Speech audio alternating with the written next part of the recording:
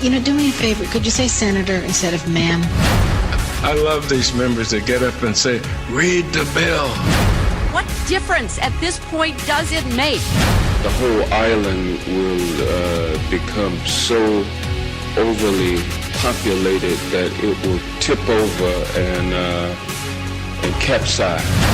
But we have to pass the bill so that you can find out what is in it. We know that the free market is nonsense. This liberal will be all about socializing, will be about basically taking over and the government running all of your companies.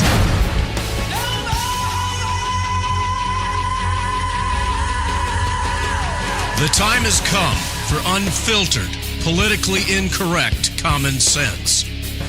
Welcome to the wild world of Cowboy Logic.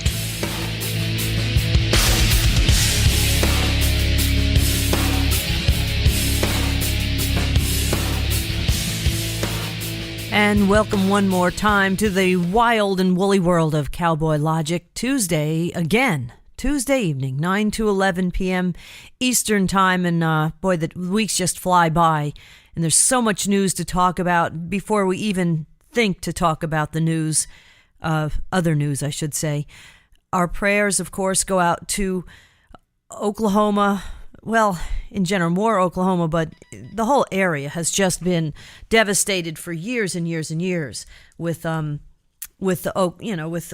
tornadoes and things of that nature. I mean, they don't call it Tornado Alley for nothing, but this thing was massive, unbelievable. Just they are in saying that Hiroshima didn't even look this bad. Of course, you didn't have nuclear fallout from it either. But I mean, a mile to a mile and a half wide.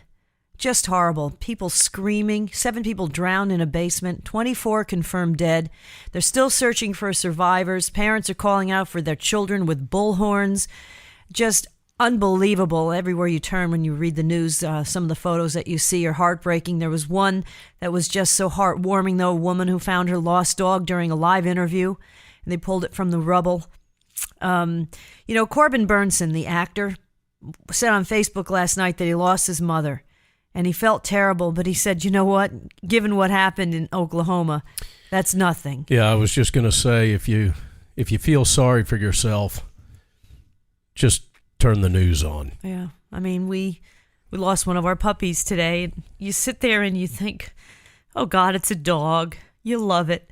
But then you see what's going on in Oklahoma, and you're like, God. Don's going, are you going to do the show? I know you're upset. I'm like, how can you not do the show? Look what these people are going through.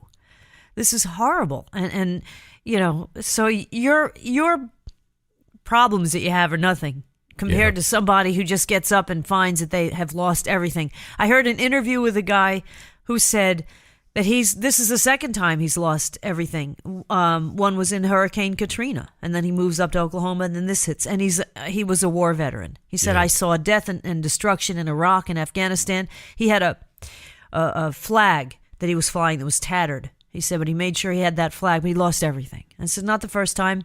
As long as we're alive, we'll rebuild. You just can't believe that spirit. Exactly. And you've got a guy that's gone through everything you just described. And one of the most important things to him is to fly a tattered American flag. And then you've got people that'll stomp on that flag or burn the flag. That are running our lives in Washington, D.C. Yeah. That's another story. But so more Oklahoma. Any way you can, please try to help out. I was going on Facebook. They have a bunch of websites there for stranded animals, as well as help, obviously, for the people there that have lost everything. But you have animals just standing there, large animals we're talking, that got blown away.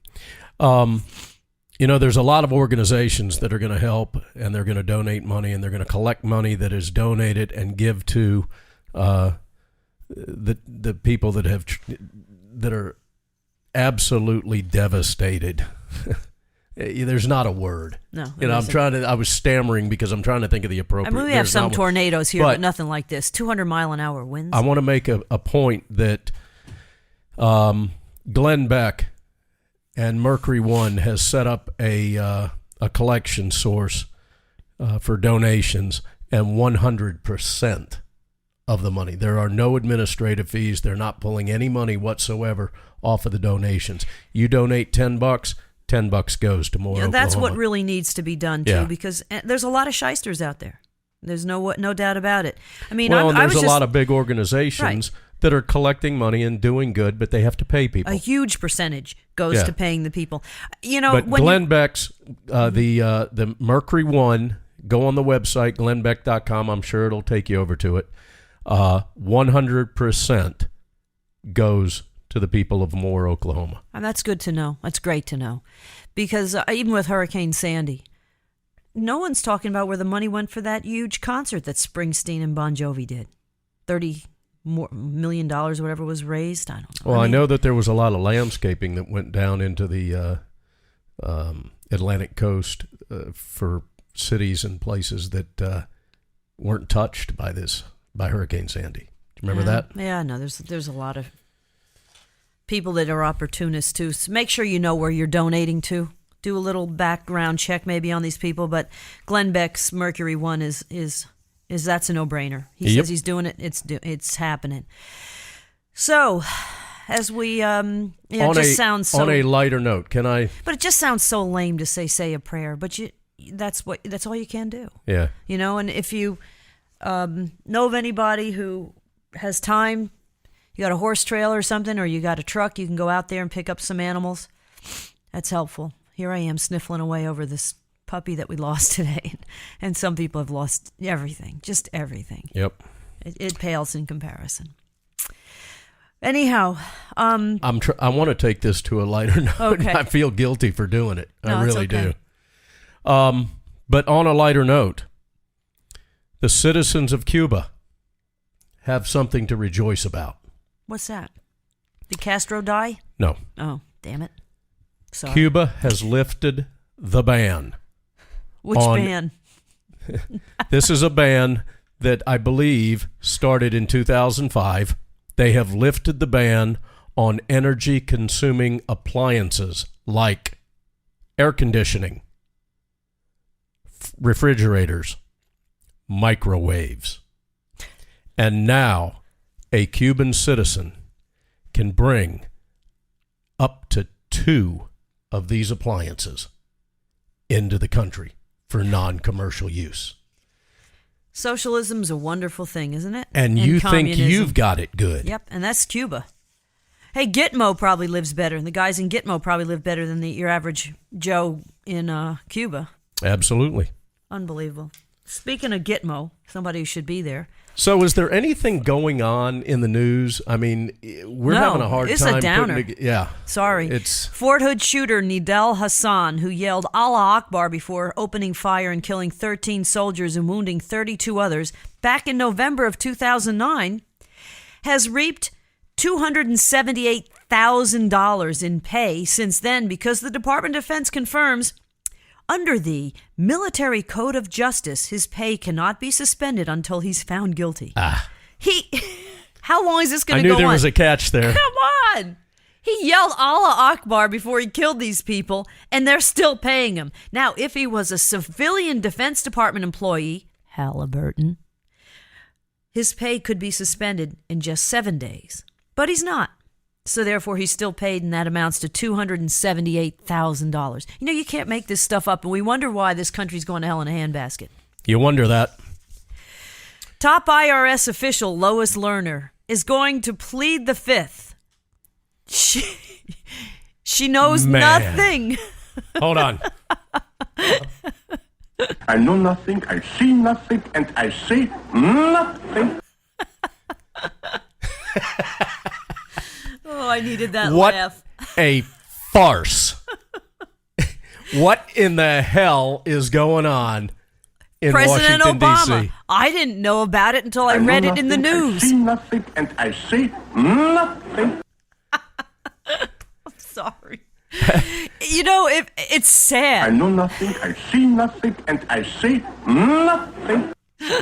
But the thing is, he doesn't... Hold on, I'm replaying these hearings. I know nothing, I see nothing, and I say nothing. See, folks, while you were working today, we've done all the work for you. This is what you would have heard if you watched the congressional hearings today and tomorrow. Stephen Miller. I know nothing, I see nothing, and I say nothing. Okay, and now we have Douglas Schulman. I know nothing, I see nothing, and I say nothing. President Obama. President Obama. I know nothing, I see nothing, and I say nothing. Eric Holder. Oh, yes. I know nothing, I see nothing, and I say nothing. Lois Lerner. I know nothing, I see nothing, and I say nothing.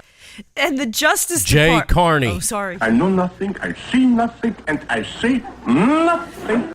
How pathetic it is that Are you I done could yet? keep I could keep going. How about Valerie Jarrett? Oh, gosh. Yeah. That's it. She says nothing. She is nowhere Non-existent. to be seen. Valerie Jarrett, the Iranian-born woman who said, "We are ready to rule from day one," who has the ear of President Obama big time, and nobody knows anything about her. Except and that she's an avowed nobody's socialist heard of her communist. lately. Yeah, she's keeping her mouth We shut. haven't heard a thing from her. She knows better. That's because everyone else is saying, I know nothing, I see nothing, and I say nothing. Hillary Clinton. Hillary Clinton. I know nothing, I see nothing, and I say nothing. You know, Gosh, if I it needed wasn't this so laugh. damn serious, it'd be funny. If it weren't the United States of America going to hell in a handbasket, it would be funny. This is the kind of crap you make fun of from somebody else's country. Well, this is what we used to, truthfully? Yeah. When I was doing news, we used to laugh at, what Gorbachev was doing in Russia and said, look at these idiots. Don't they understand what's going on? And now the useful idiots here in the United States are doing the exact same thing. It's very scary. The thing is, Obama really didn't have to say anything. He knows nothing. He probably... I know nothing, I see nothing, and I say nothing. But he didn't have to, because he surrounded himself with like-minded people who know exactly what they have to do. I mean, that's really what it boils down to. The Fox I have is duct watching... tape on my eyes to keep the blood from shooting out of them. And then the Justice Department is going to investigate. I know nothing, I see nothing, and I say nothing. This is like the fox watching the hen house. It really is. I don't know about the rest of you guys, but I am freaking embarrassed at what's going on with our country. I have a quote I for you. am embarrassed. This is un-American. This is beneath us, quite frankly. I'm embarrassed as I stand on the world stage. You're sitting right now. Yeah, but we're broadcasting through the internet. That's true. Here's a great quote. It's dangerous to be right when the government is wrong. That quote from Voltaire. Oh, I thought that might have been James Rosen. No. Well, yeah, he's right too. But Voltaire, who I thought was just a German warm-blood stallion, but that was the actual human Voltaire. Right. Saying that. How about this one? The general population doesn't know what's happening, and it doesn't even know that it doesn't know. Noam Chomsky. Mm-hmm. There you go. I know nothing, I see nothing, and I say nothing. Here's what you guys don't know. Nothing. I get 25 cents every time I play that. That sounds like it. But this is really scary. This is very scary stuff. The fox is watching the hen house. This is not a, by the way, Mr. Obama, this is not a democracy. As much as you'd like to say it, as much as you'd like to tell all these kids that you're talking to at commencement exercises to go against their parents and not listen when they start talking about tyranny because you want the government to be running the kids' lives and not the parents. Stop calling the United States a democracy. Right. We have a constitutional republic, as long as we can hold on to it, which is questionable at this point. That's what one of those angry white men, Ben Franklin, said. We have a republic as long as you can hold on to it. I got to tell you something. I stuck a post on Facebook yesterday and had some of my very well-respected friends ask me about it. I basically said, I am sick of being labeled a racist because I disagree with Mr. Obama's policies and agendas. I can't count how many times in the past 5 years I've had a white liberal label me a racist because I make posts, I write posts and diatribes disagreeing with this current administration. I have yet to have a single black person label me a racist. They're all white liberals. Mm-hmm. I don't get it. Well, they probably live in New York or L.A. He's not commenting. I don't know where they live. Okay, CBS News reporter says, oh, my computers were hacked too. James Rosen, by the way, who is a former colleague of mine from the Fox News Channel, one of the best top-notch reporters you had ever run across in your career, I'll be honest with you. And he's a hell of a big Beatle fan, too, so we had a lot in common. Just a wonderful guy. And he's funny as hell. And he should have been a comedian if he wasn't a reporter. He's got another career if he wanted it, I'll tell you that much. But he is the consummate reporter. He is the consummate journalist. And there just are not that many journalists anymore. I mean, I had news directors tell me in my career, and I'm not talking at Fox, I'm talking when I was working locally, of how to go out and report a story before I even went out to report the story. So believe me, folks, this happens. These people have agendas, okay? And when you're trying to do your job and you're trying to be a journalist, this all started way back in 2011 or before. Actually, I believe James Rosen might even go back to 2009. So it was almost exactly like right when Obama started to seize power, essentially. But supposedly during the Fast and Furious reporting, where the president sold guns that he's trying to limit us all from having to Mexican drug lords that came back and ended up killing two border security guards now, actually, as well as arming Mexican drug lords that are killing a bunch of innocent people around the border in Texas as well as in Mexico. But anyhow, that obviously didn't grow legs because they're trying to quell and intimidate journalists, any journalist that's trying to do their job. But James Rosen's thing, goes back to the whole thing, I guess, with the IRS. But so they targeted him. And I know when I worked at Fox, Bill O'Reilly used to talk all the time about being audited by the Clinton administration every single year. As soon as Clinton got in, O'Reilly was audited until he finally said it on the air and they stopped. Yeah. And I'm not saying it doesn't happen the other way either, but it's getting more and more brazen. So all you people on the left that think, it's okay. It's James Rosen. It's that hideous Fox News channel. All I can tell you is, what are you going to do if, God forbid, the shoe were on the other foot? Because I know nothing, I see nothing, and I say nothing. That's what you got to do. Well, we're learning this. And the thing is, a lot of people were intimidated. A lot of people were audited. A lot of phone and personal records and emails were seized illegally. And, obviously if it happens to you, you get nervous because it's like Big Brother is watching you, so you comply. So you had no idea other people were having the same thing happen to them. Now it's all starting to come out. This is scary stuff. And let me tell you something. This is the same IRS that will employ, 160,000 or 16,000? 16,000 new agents. 16,000 new agents to run health care. That Lisa Lerner is going to be in charge of. Right. The one who's going to plead the fifth. The one that'll plead the fifth tomorrow. That's the gal that's Lois in Lerner. charge. Lois Lerner. She's going to be in charge Didn't of health she care. date Superman? No, I don't think she'd like Superman, I'll be honest with you. Okay. She might like Lois. Hey, while we were Her talking name is about Lois. journalists, Mm-hmm.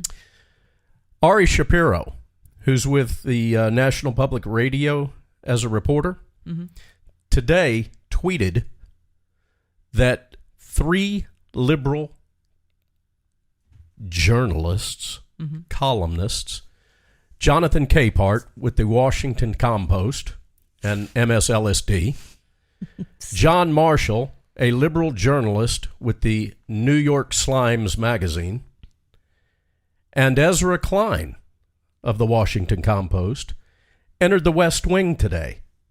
Oh, interesting. Wonder why. Guess they got some high-level meetings there. Cheryl Atkinson, who I've heard of, and I'm sure you might have too if you're into journalism at all, an Emmy Award-winning CBS News investigative reporter, also says that her personal and work computers have been compromised and are under investigation. Well, so were mine back in 2009 and 2010 and 2011 until I got rid of my PC and bought a Mac. Once I got my Mac, I have no problems. But until that point, my computer was compromised almost 4 times a year. By the IRS? Usually it was just viruses. No, talk about the IRS. Come on. All right. But this is not, James Rosen. It's not Fox. I mean, it happens slowly, folks. If you don't watch history, you don't learn from history, it's going to repeat. Human nature is such that absolute power corrupts absolutely. That did not come from Captain Kirk. Let's go back before him. Let's go back in history a little bit because Mr. Obama, and I'm sure I'll be a racist for bringing this up, be labeled as one. Mr. Obama is claiming that he didn't have any idea about any of this. He didn't have to. Okay? He's got his minions He's claiming in there. that he didn't have any idea about this IRS crap. But in May of 2012, I'm sorry, let's go back a little further. Mm-hmm. Yeah, I can't even read my own writing here. I can't either. It's May terrible. of 2012 is when Mark Levin actually started talking about this. Well, his Landmark Legal Foundation is the one that actually got the IG involved in this. It's his foundation that actually brought this whole thing to light.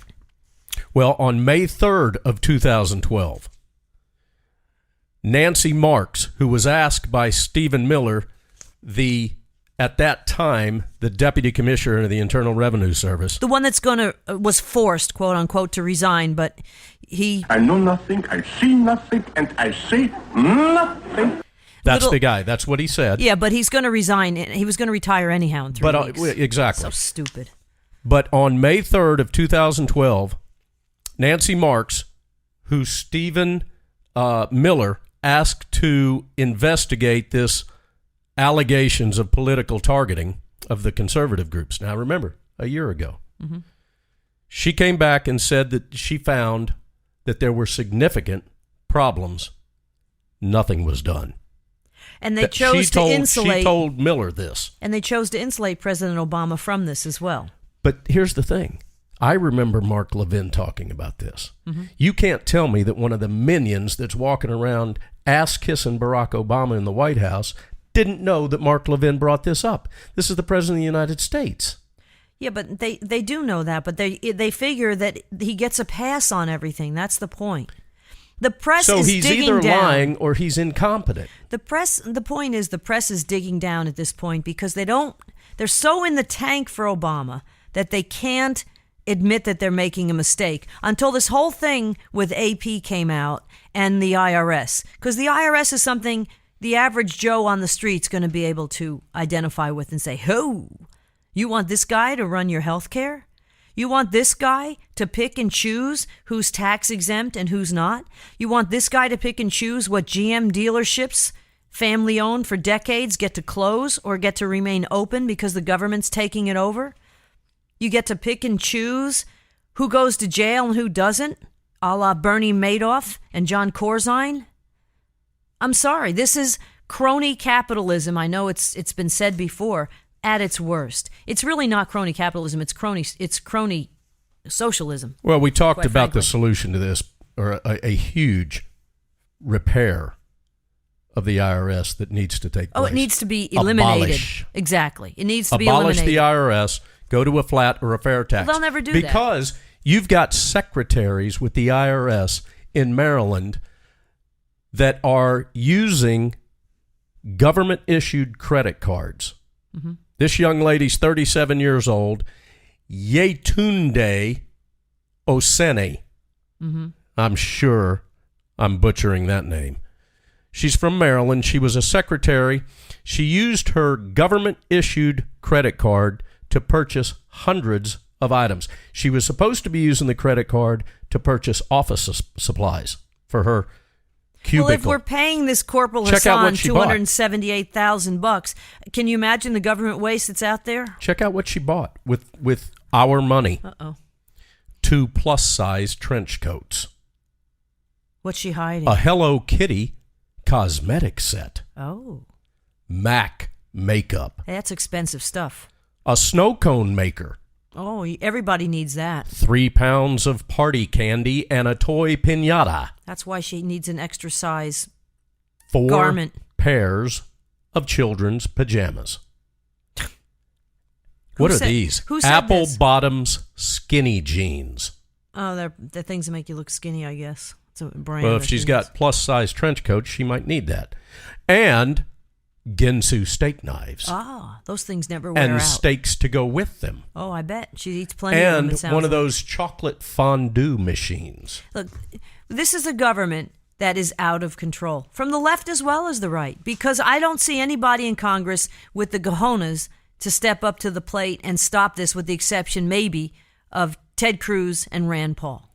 They're the only ones. And they're getting vilified even by the likes of John McCain. John McCain needs to just go away. Or please become a Democrat. All right? Well, clearly, if he stands at the Mexican border, they jump in behind him and run in on camera. So obviously they're not scared. They and are we're not going afraid. we're going to close the borders before we do all this. Marco Rubio needs to wake up. I'm sorry. He's not best on my list lately either. All right. Well, somebody's getting him. Why don't you tell them about what's going to be going on tonight? We've got a part 2 of the interview that we need to talk about. Yes, Mohamed El-Alfy, who is Egyptian-born, now living in Paris because of what's going on. They're doing all kinds of stuff now in Egypt. That's just unbelievable. Killing Christians, forcing people to become Muslim. And that's the lovely peace and love Muslim Brotherhood that we're sending tanks to and everything else. But he's living in Paris because he was basically forced to.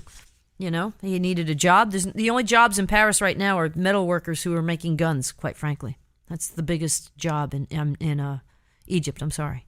So he's fled to Paris because that's where he's working. His wife is working. But he's claiming that this is going to end by the end of the year. I hope it ends positively for the people of Egypt, but I don't see that happening anytime soon.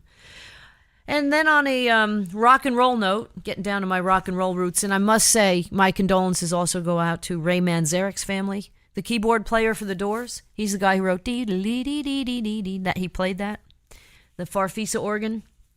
Great guy. I had the pleasure of interviewing when I worked at Fox 5 in New York City. Probably one of the best interviews I ever did. In fact, I interviewed him for Good Day New York, and the producers were so young, they were like, we got offered this guy, Ray Manzarek. Who is he? And I went, who is he?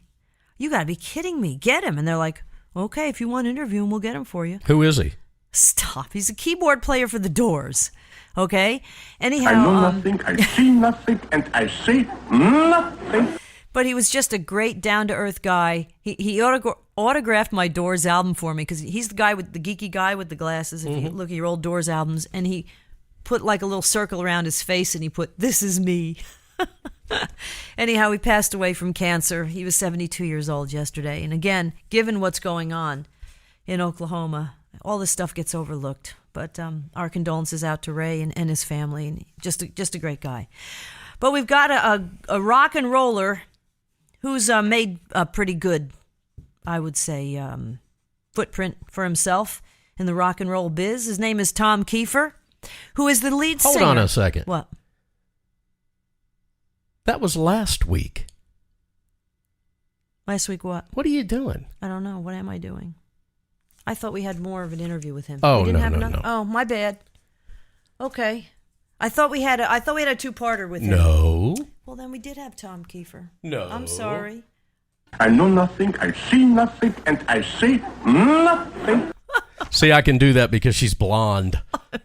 And no, I'm we got going Tom blind. Faz. We got Tom Faz from yeah. DigiHub tonight. Yes, we got that too, and I thought we had all three. My bad. Oh, okay. For some reason, I was thinking we had a second parter with Tom Kiefer. If you guys have watched the That would be TomKeefer.com. If you have watched the archives, you'll notice at the end that we've got some scrolling credits in which Tom Keefer's on there. Last week. Well, I know, but I thought we had another. It's produced by Donna FIDUCIA and Don NEUEN. It's really produced by Clearly, Don it's NEUEN. Produced by me. Donna FIDUCIA goes back. We're just using FIDUCIA's name and notoriety for the show. I really thought. I'm sorry. I really did think that. I know nothing, I see nothing, and I say nothing. You know, I'm kind of out of it. What can All I right. say? But we are going to talk about DigiHub, okay? And we'll tell you all about what that hang is. around. It is DigiHub. the latest and the greatest in promoting bands. You are going to love this. This is extremely cool. It is very cool stuff. And we're going in depth. But first, we're going to have the Wild Muslim.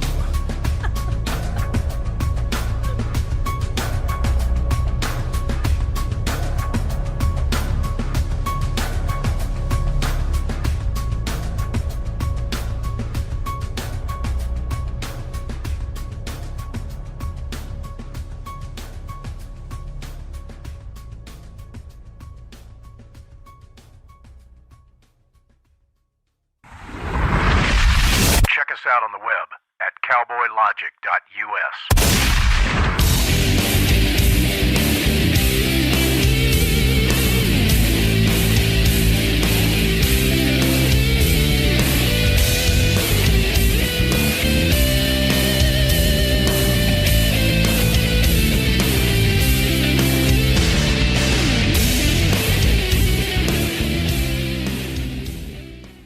You're listening to Cowboy Logic Radio. I am tired of the United States military being put upon by this commander-in-chief and by all the little creepy left-wingers in this country. I'm sick of it. Oh, what we did in Iraq. What we did in Iraq was righteous. And young men and young women went over there and did it on orders from their president with the support of their Congress. I am not going to tolerate, at least on this program, the attack on our military families, what we've done. We are a great people. We are a beneficent people. We are a tolerant people. These damn puke liberals, if they lived anywhere else on the face of the earth, they'd be in gulags, they'd be enslaved, they'd be tortured or worse. They don't know how good they have it in this country. From the president on down, every day the rest of us who work for a living, who mind our own business, who pay our bills, who ask nothing from anybody, every damn day we have to hear this demagogue, our president, and the vice demagogue, and all the other demagogues who live in the lap of luxury, who take one trip a month, who are spending $1 million on a weekend, our money. We have to hear them lecture us about how our country sucks, how they're going to fix it, how our success and hard work doesn't belong to us, how we don't do enough for them, for their favorite political constituencies, for the government. We have to hear this every damn day, day in and day out, as they hollow out our society, as they destroy our economic system, as they undermine our military, as they leave wide open our borders. We have to hear this crap every single day. And by the way, not just from Democrats, Republicans too. Is there nobody left in public office who will defend our way of life? That's the question. Look at this Republican Party. This Republican Party, born as the anti-slavery party, born as the abolitionist party, prepared to take on the federal government, prepared to take on a third of the states, born in courage. Look at it today. Pathetic. Led by weasels. The Republican Party motto today is, what is the motto today? Let them eat mush. You shouldn't fear illegal aliens. You shouldn't fear the destruction of the culture. You shouldn't fear this. You shouldn't fear that. What are you, a conspiracy nut? What are you, paranoid? From the Republicans. It's unbelievable. So no, I'm not going to give time to mental patients on the left. The philosophy of the stupid. Oh, but don't worry, don't you know, they support the military. Oh, yes. While they're taking their health care away, they support them. You take health care benefits away from men and women who volunteer to defend our country with their lives and give it to people who haven't earned it, who sit on their asses. That's right, I said it. Claim to be victims and claim to have certain economic rights. That is a right to your labor. And I've had enough of it. You're listening to Cowboy Logic Radio. Okay, so we know you don't necessarily want to talk to Don NEUEN, but we know you want to talk to Donna FIDUCIA, and you can. Call 917-675-3200, and you'll get to talk to Donna FIDUCIA, and Don NEUEN will sit there and wait patiently.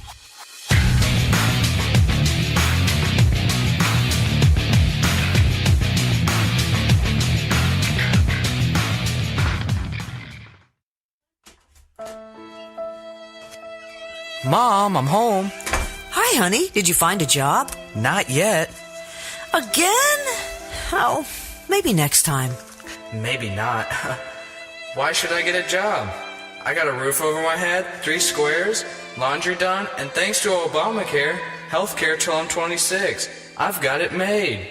That's right, kids. While the administration keeps telling us that the unemployment rate has gone down 0.1% overall, what they don't tell you is that more than 500,000 people have stopped looking for work. So they aren't even counted anymore. If they were, the unemployment rate would be closer to 15%. But wait, there's more. Youth unemployment is already there. According to the Bureau of Labor Statistics, teenage unemployment is a staggering 16.3%, more like 23% for young black and Hispanic men, the very group Obama has professed he's trying to help. Even the very liberal Huffington Post reported back in 2011 that youth unemployment was, quote, the worst summer on record for young adults looking for work in 2010 and 2011 since the Labor Department started keeping those stats. That's since 1948. In other words, the highest youth unemployment since the Great Depression. Now, with almost 1 million not counted since they gave up looking, it shows no sign of improving. The youth labor participation rate is at an all-time low. Rutgers University professor Charles E. Van Horn said these, quote, unfulfilled expectations for young people trying to get that meaningful early job and failing means increased poverty, the potential to work off the books, atrophy of skills, and an increased reliance on social safety nets. And black teens are even less likely to find work, as those who need work experience the most get the least. Statistics show that young people's first job and early employment history improves their self-esteem, buying power, and overall proves they'll be more successful in life, which can only help the country as a whole. The economy has been shrinking since 2009. The labor participation rate is at an all-time low since they kept those stats back in 1948. So it stands to reason that those with no experience looking for their first job will be the hardest hit. Couple that with kids coming out of college with tens of thousands of dollars in college tuition they'll have a diminished capacity to repay. The social ramifications are also staggering. Any way you cut it, this is record high youth unemployment, period. So why bother looking anymore? I'll just get turned down or end up with a nothing job when I can hang out in the basement and play Xbox all day. Hey, that way I can live off of everybody else. Thanks, President Obama.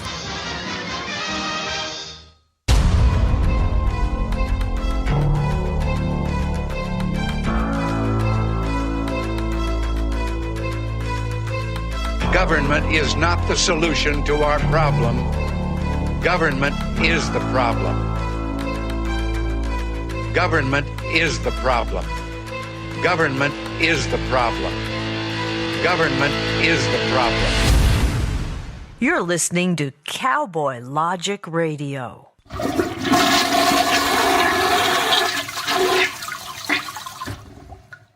Don't you just wish you could do that to the turds in Congress? You know, do me a favor. Could you say senator instead of ma'am? I love these members that get up and say, read the bill. What difference at this point does it make? The whole island will become so overly populated that it will tip over and capsize. But we have to pass the bill so that you can find out what is in it. We know that the free market is nonsense. This liberal will be all about socializing, will be about basically taking over and the government running all of your companies.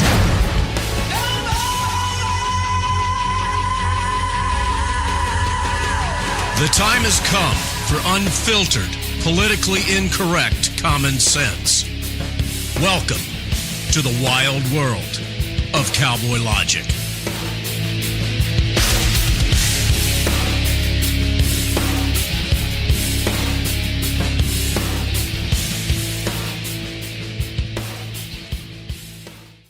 Welcome back to Cowboy Logic Radio. I'm Donna FIDUCIA, along with Don NEUEN, and we had a very special guest this last half hour, and we're going to continue for the full hour because it really is fascinating to find somebody's first-hand take on what is going on in the Middle East. Mohamed El-Alfy is an Arab commentator, political analyst. He lives in Paris right now for the last couple of years because, quite frankly, of what's going on in Egypt just has not been the best, and it's really not safe at this point for people who are trying to just earn a living and live their lives as much as they'd like to in their home country. It's just, it's really sad, a very sad commentary, and unfortunately, too much the truth now as far as this so-called Arab Spring, which, in my opinion, has really become more of an Arab winter across the entire Middle East and North Africa. Mohammed, when we went to the break, you were talking about how you feel the Muslim Brotherhood, or at least the billions of aid, the F-16 fighter jets and the M1 tanks that the Obama administration sent to Egypt, isn't necessarily all going to the Muslim Brotherhood, which is not what we have heard here in the United States. Yes, I would like to explain this point exactly.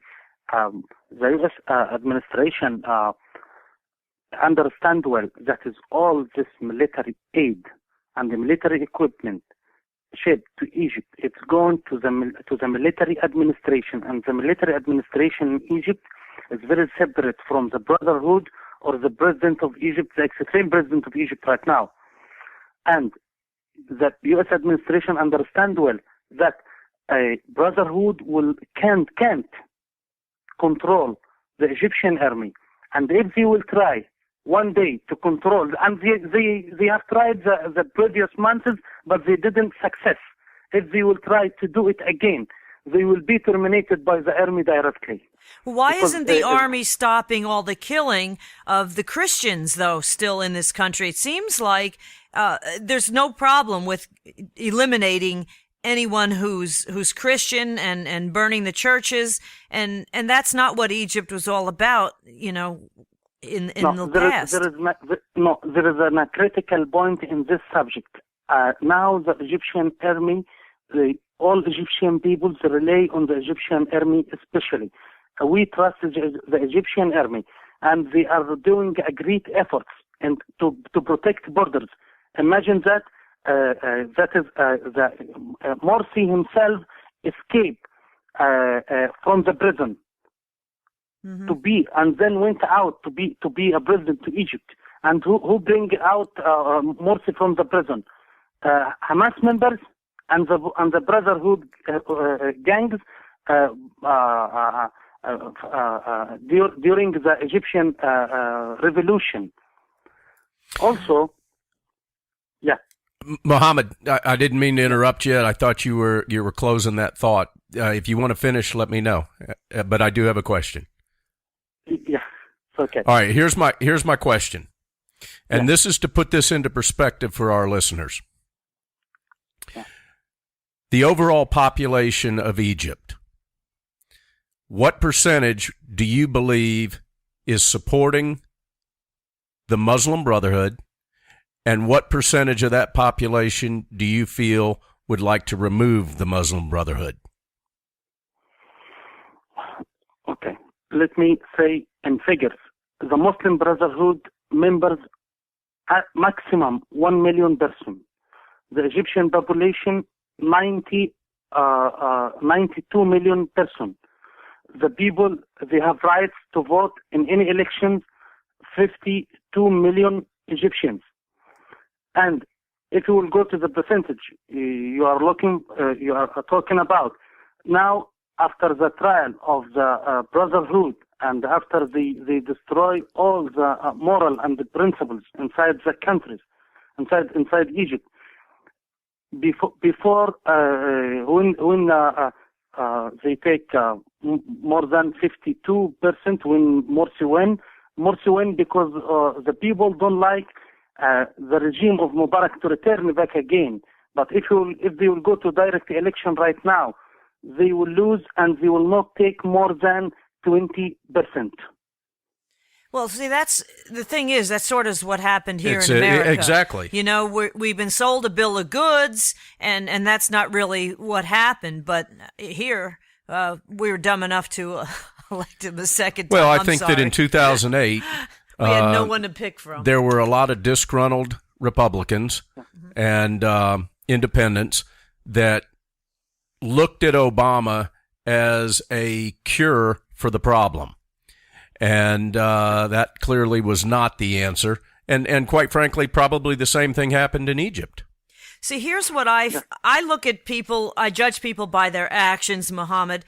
And to me, by meeting with the Muslim Brotherhood more often at the White House, even than your Jobs Council committee that you're meeting with, which eventually got dissolved in the worst economic crisis in this country. So you're meeting with the Muslim Brotherhood more often at the White House. You're sending billions in aid to Egypt that I had heard until you now feel that that's not the case, but I had heard was going to the Muslim Brotherhood, and he's throwing his weight behind the Libyan rebels, the Syrian rebels, and therein, I believe we still need to see what happened in Benghazi, because many people feel that we were sending a lot of arms to the rebels in those countries, and that's another story. Again, to further foment chaos, as you said, across the Middle East and also in North Africa. And that is exactly what this president here in America has studied his entire life. Create chaos, create all kinds of uncertainty, and then the people will be dependent on the government, and you have them, especially, given the situation that we have here in America with Obamacare, but that's also another story. Yeah. The situation, though, is create chaos. As you say, it's happening here in America. It's happening across the Middle East. It's happening in Europe. And therefore, you can swoop in and make people dependent on the government because all they want is to be safe.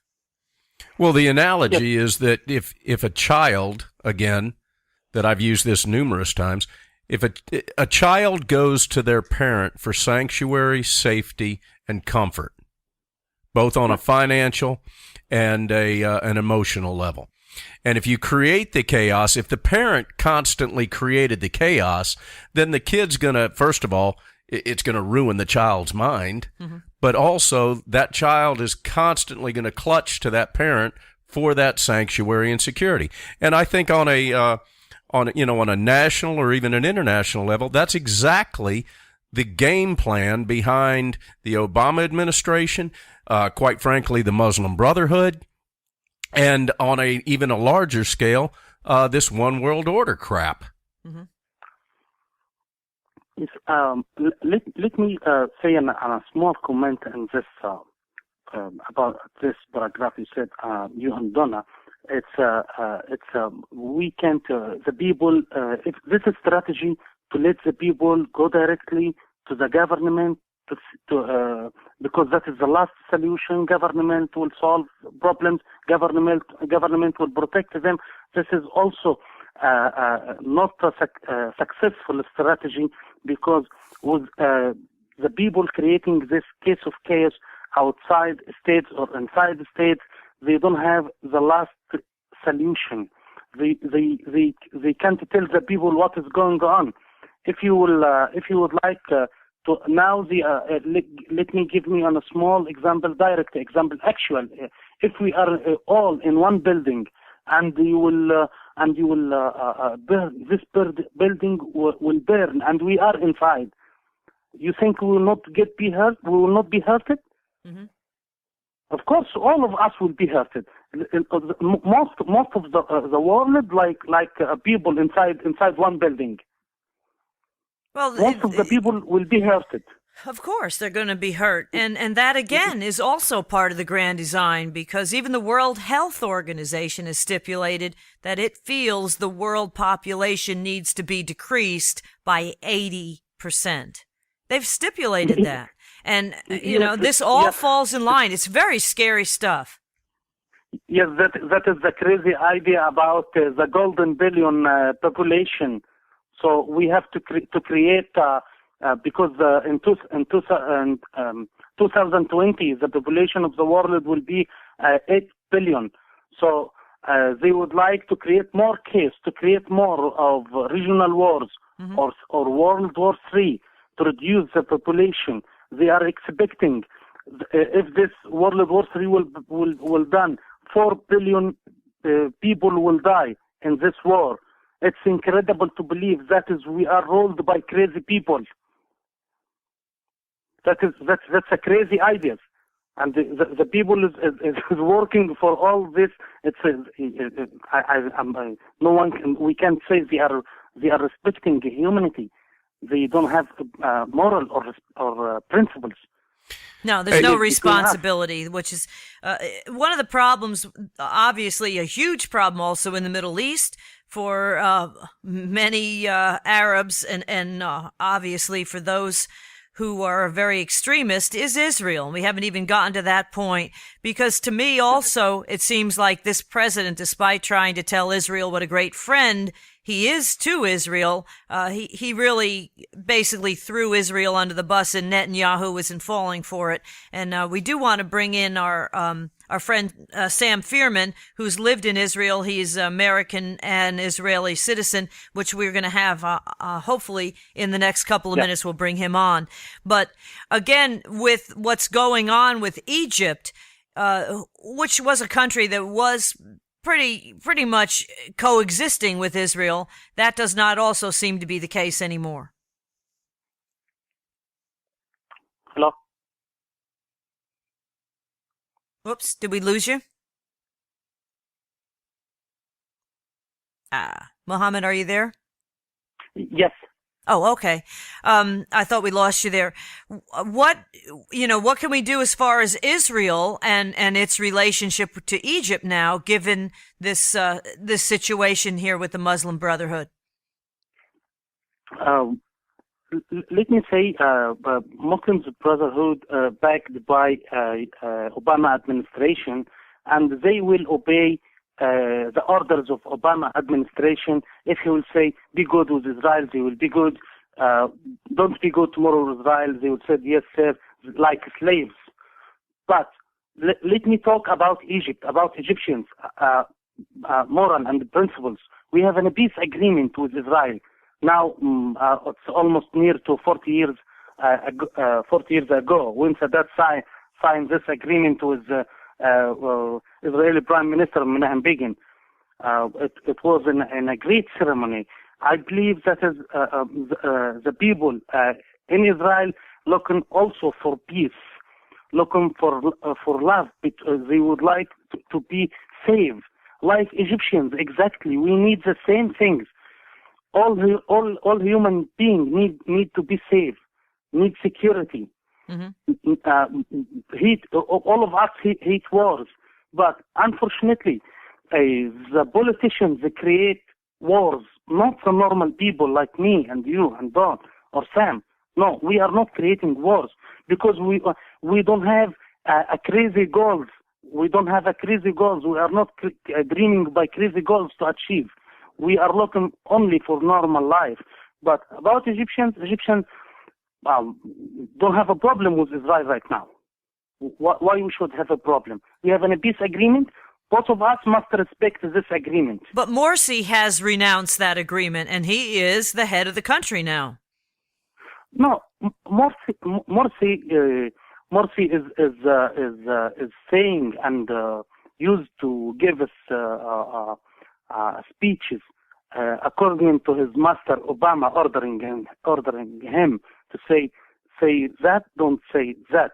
And Ambassador Ambaterson in Egypt said, I know how to deal with Morsi. I know how to force him to say yes on this, no on that.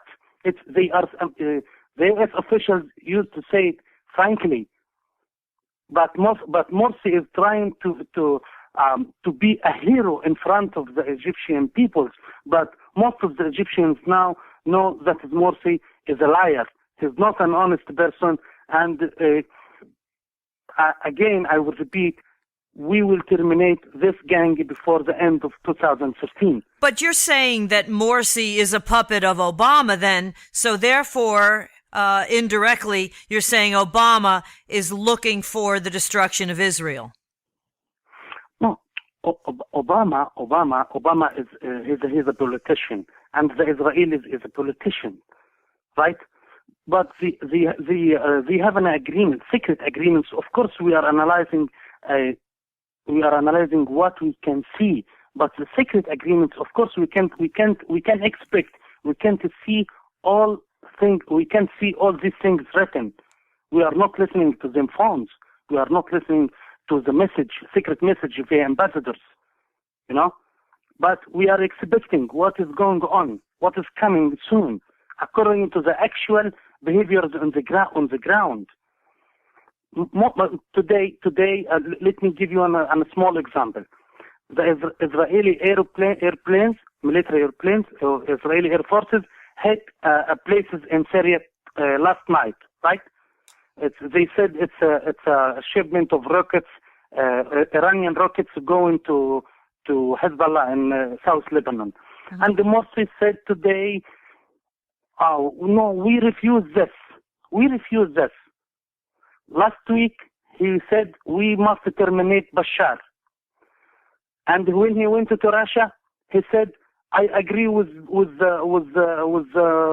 President Putin that is, I will say no for military intervention.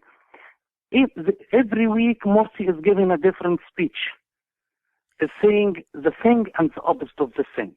We got one of those here too.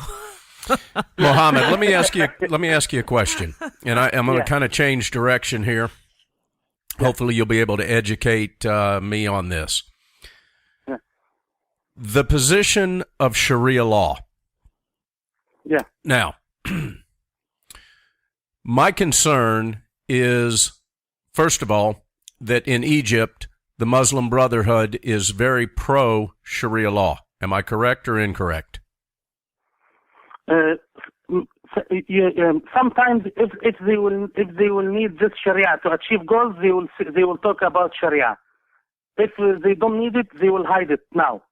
Well, they're not hiding it. Well, now let me ask you this: why would they hide it? Why would they hide it? No, I mean they are using the religion or Sharia law to achieve political goals, to achieve more chairs, official chairs inside Egypt. But the problem now in Egypt between Salafis and Brotherhood, the Salafis need to have Sharia law inside Egypt, like what is going in Saudi Arabia. But the Egyptians refuse, and Brotherhood playing with Salafis by this game. We will achieve Sharia law, okay? And after this success in the presidency elections, they said later on. So the next conflict is coming between Salafis and Brotherhood because of Sharia law. Are there different levels and interpretations of Sharia law? Because as a U.S. citizen that is studying world affairs to the best of my ability, Sharia law is not a very positive thing for women, homosexuals, it's quite derogatory. It's It's the Dark Ages, and this is we have an administration here touting how gay rights and women's rights and everything else and the healthcare law, and then he turns around and supports something like the Muslim Brotherhood that is fomenting Sharia law. But excuse me, let me tell you something frankly. In Egypt, we are ruled by law, civil law. But they want to change it. They're trying to change it across the whole Middle East. They would like to lead Egypt to century 8. Yeah. They would like Egypt to return back to century 8. For this reason, we are fighting against the extremists. They want the whole Middle East to go back to the 8th century. It's Dark Ages. They need Egypt to be Afghanistan. Well, they do, because Somalia, Egypt. To be Gaza. Exactly, because Egypt was the last stanchion, the last bastion of any westernization across the Middle East. Again, therein, I go back to the Obama administration. This man's upbringing has been nothing but anti-colonialist. And that's what happened when Morsi came into power. Mubarak was gone. Yes, and we are working hard to switch off this power. And I understand that. But let me go back to the Sharia law question, because I didn't understand. I didn't understand the answer. The interpretation by the Middle Eastern population of Sharia law, is there a moderate interpretation of it as well as a radical interpretation of it, or is Sharia law Sharia law? Because when I look at Sharia law, there are aspects of it that I have learned about that are radical.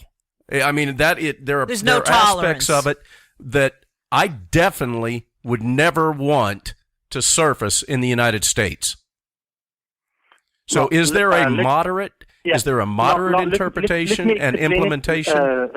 In Egypt, the situation is very different, because there isn't too many explanations for the articles of Sharia. The most extremist explanation came from Saudi Arabia, from Wahhabis. Okay, the Wahhabism. But in Egypt, we have the symbol explanations and instructions came via Islamic advisors from Egypt, and all those educated in Al-Azhar University. Al-Azhar is the best Islamic organization all over the world. Calls for peace, calls for love between people. But unfortunately, in Egypt, we are suffering from the people.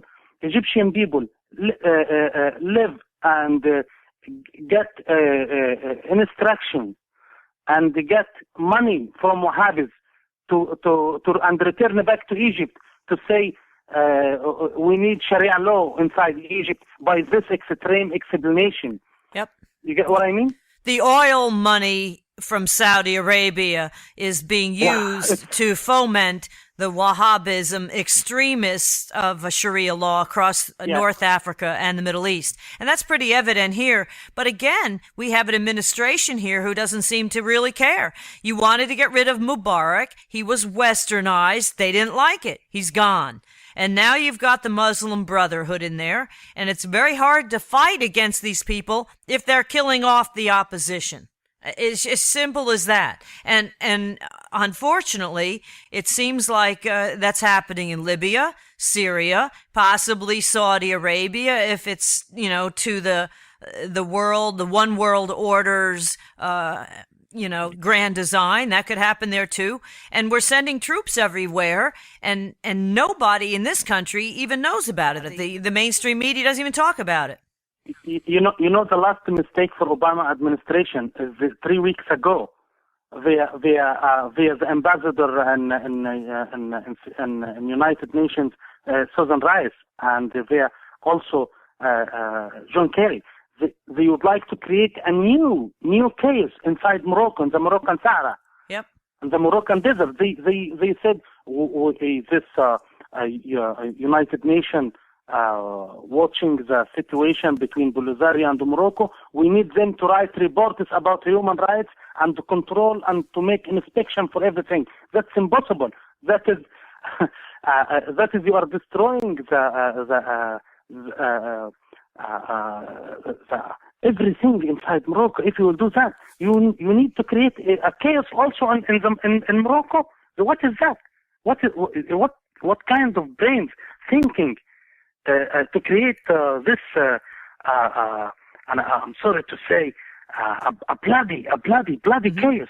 It's the one world order. That's what it is. You create chaos, which is exactly what's being spread across the Middle East and North Africa now, as you just said. And then they swoop in and they just basically take over with their, big one world order. And, Israel seems to be, a major target for many of them. But since Osama bin Laden is gone, there have been so many different factions of the Taliban and assorted other splinter radical Islamic groups that all have their own little problems among themselves too that they're fighting for. That's a whole nother story too. And it's turning into such a mess because you don't have a strong centralized government in each one of these countries that's trying to keep the terrorists down. That's one thing that Mubarak was able to do, and they didn't like that. Mubarak was able to keep the terrorists at bay, and he made no bones about it.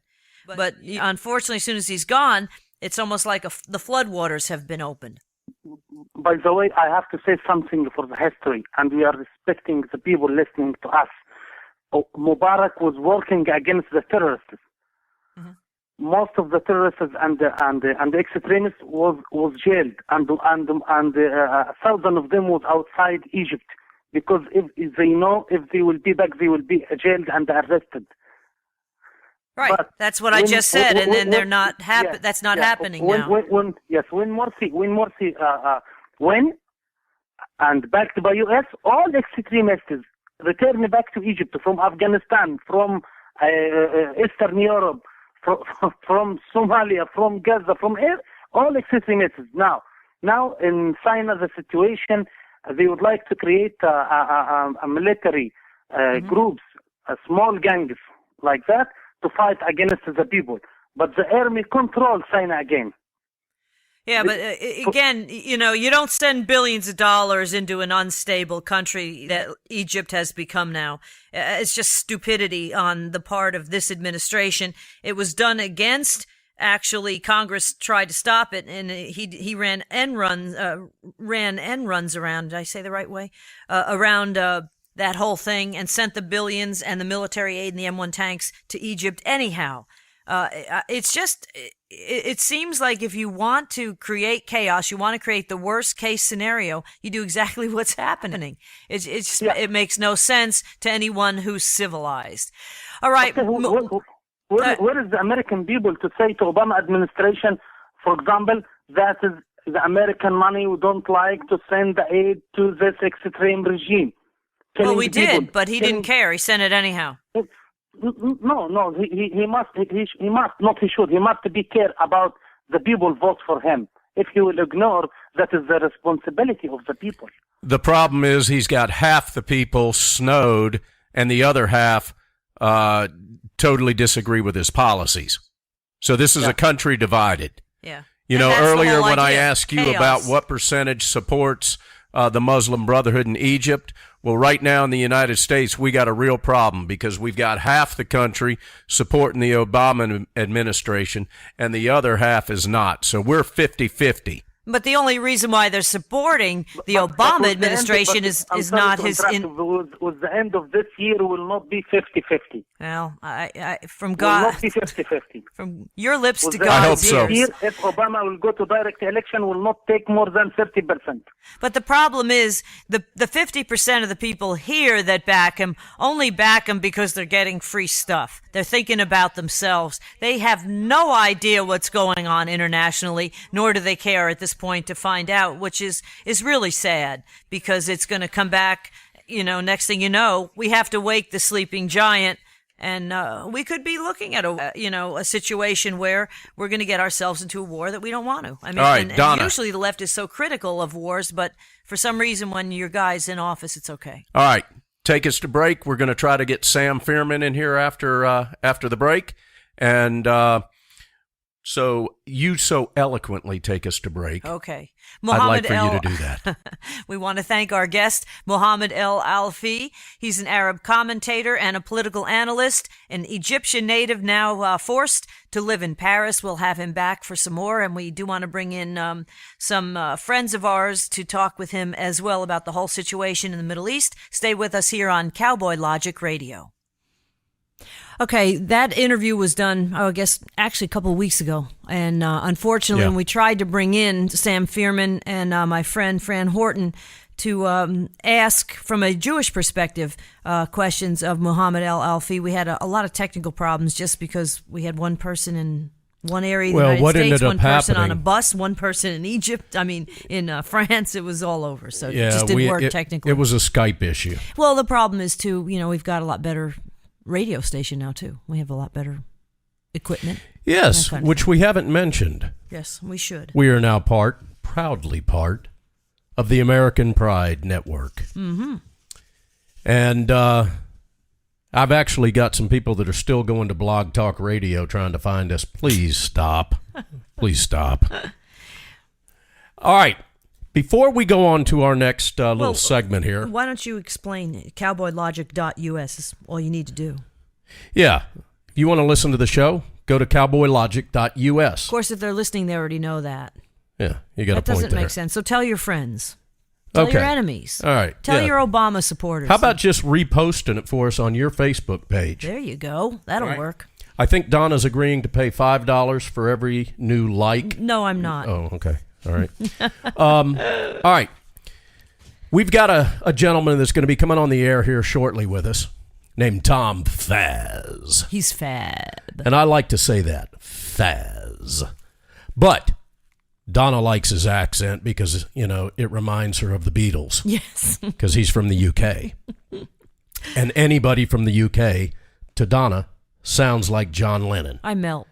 She melts. I do. I don't know why, but I don't have a British accent, so I can't even begin to fake that.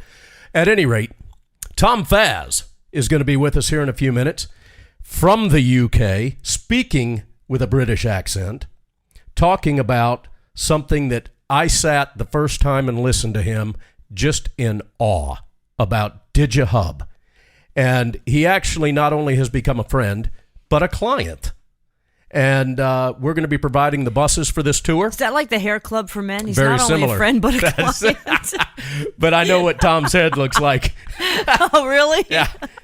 Anyhow, having said all that. That's DIGIHUBB. That's right. .com. That's DigiHub. Right. But I understand that we've got some of the team for DigiHub listening, hopefully listening. We've got Garrett. We've got Kieran. We've got Matt. We've got Logan. We've got Joe, Dana, Lexi, Jacob, Sammy, and Harpreet. And I hope I pronounced that right. But at any rate, those are the members right now, from what we can tell, that are listening to Cowboy Logic Radio, that are members of the DigiHub team. They're going to be all over the United States and Canada doing a tour for the next roughly 2.5 months. Tom's going to tell you all about it when we come back.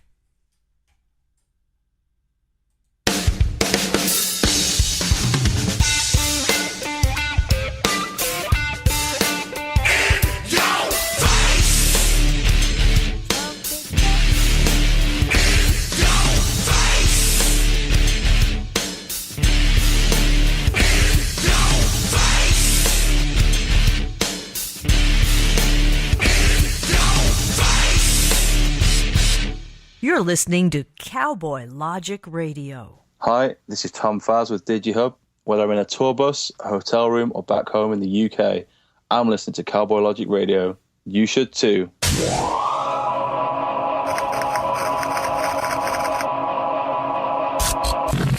Dear Internet, We interrupt your current Daily Cat video intake to bring you the following announcement.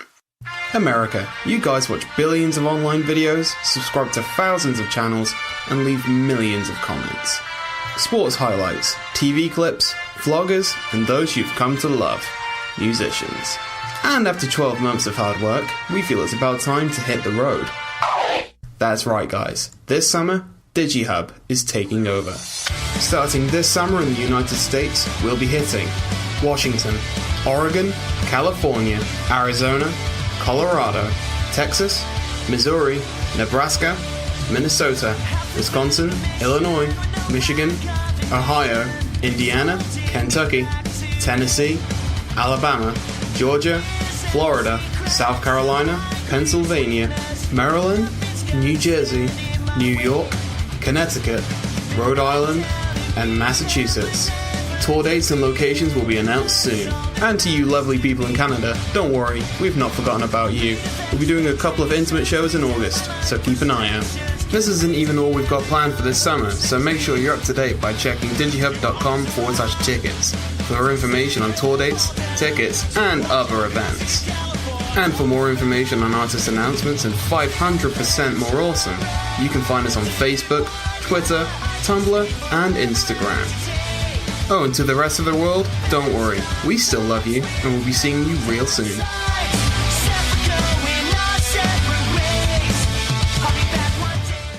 All right, DigiHub.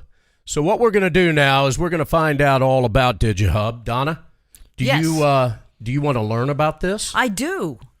I'm new to the DigiHub experience. Well, I'm going to tell you, so was I, because I have very few views on any of my YouTube videos. I pale in comparison. It's almost embarrassing when I talk to Tom about this.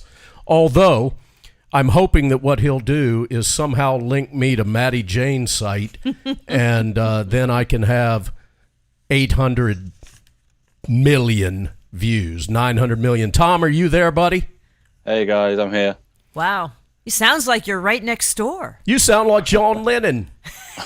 Apparently.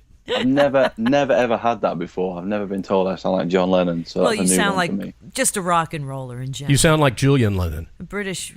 Julian sounds like John, actually, but that's besides the point. But no, so tell us about what DigiHub is, and it's DIGIHUBB.com if anybody wants to learn more about it. But explain it briefly, Tom, if you could, what DigiHub is. I suppose the best way to put it, it's kind of like looking at the music industry, but a 2.0. Since YouTube kind of took to the world in 2005, it's made a pretty big dent in the way that the music industry promotes itself and the way that artists can go about promoting themselves without getting tied up with management, agent, record labels, all that kind of thing. There's a lot more creative control when you've got a YouTube account. You can do what you want to do, and you can put the music out to the world that you want to put out without anyone telling you any different.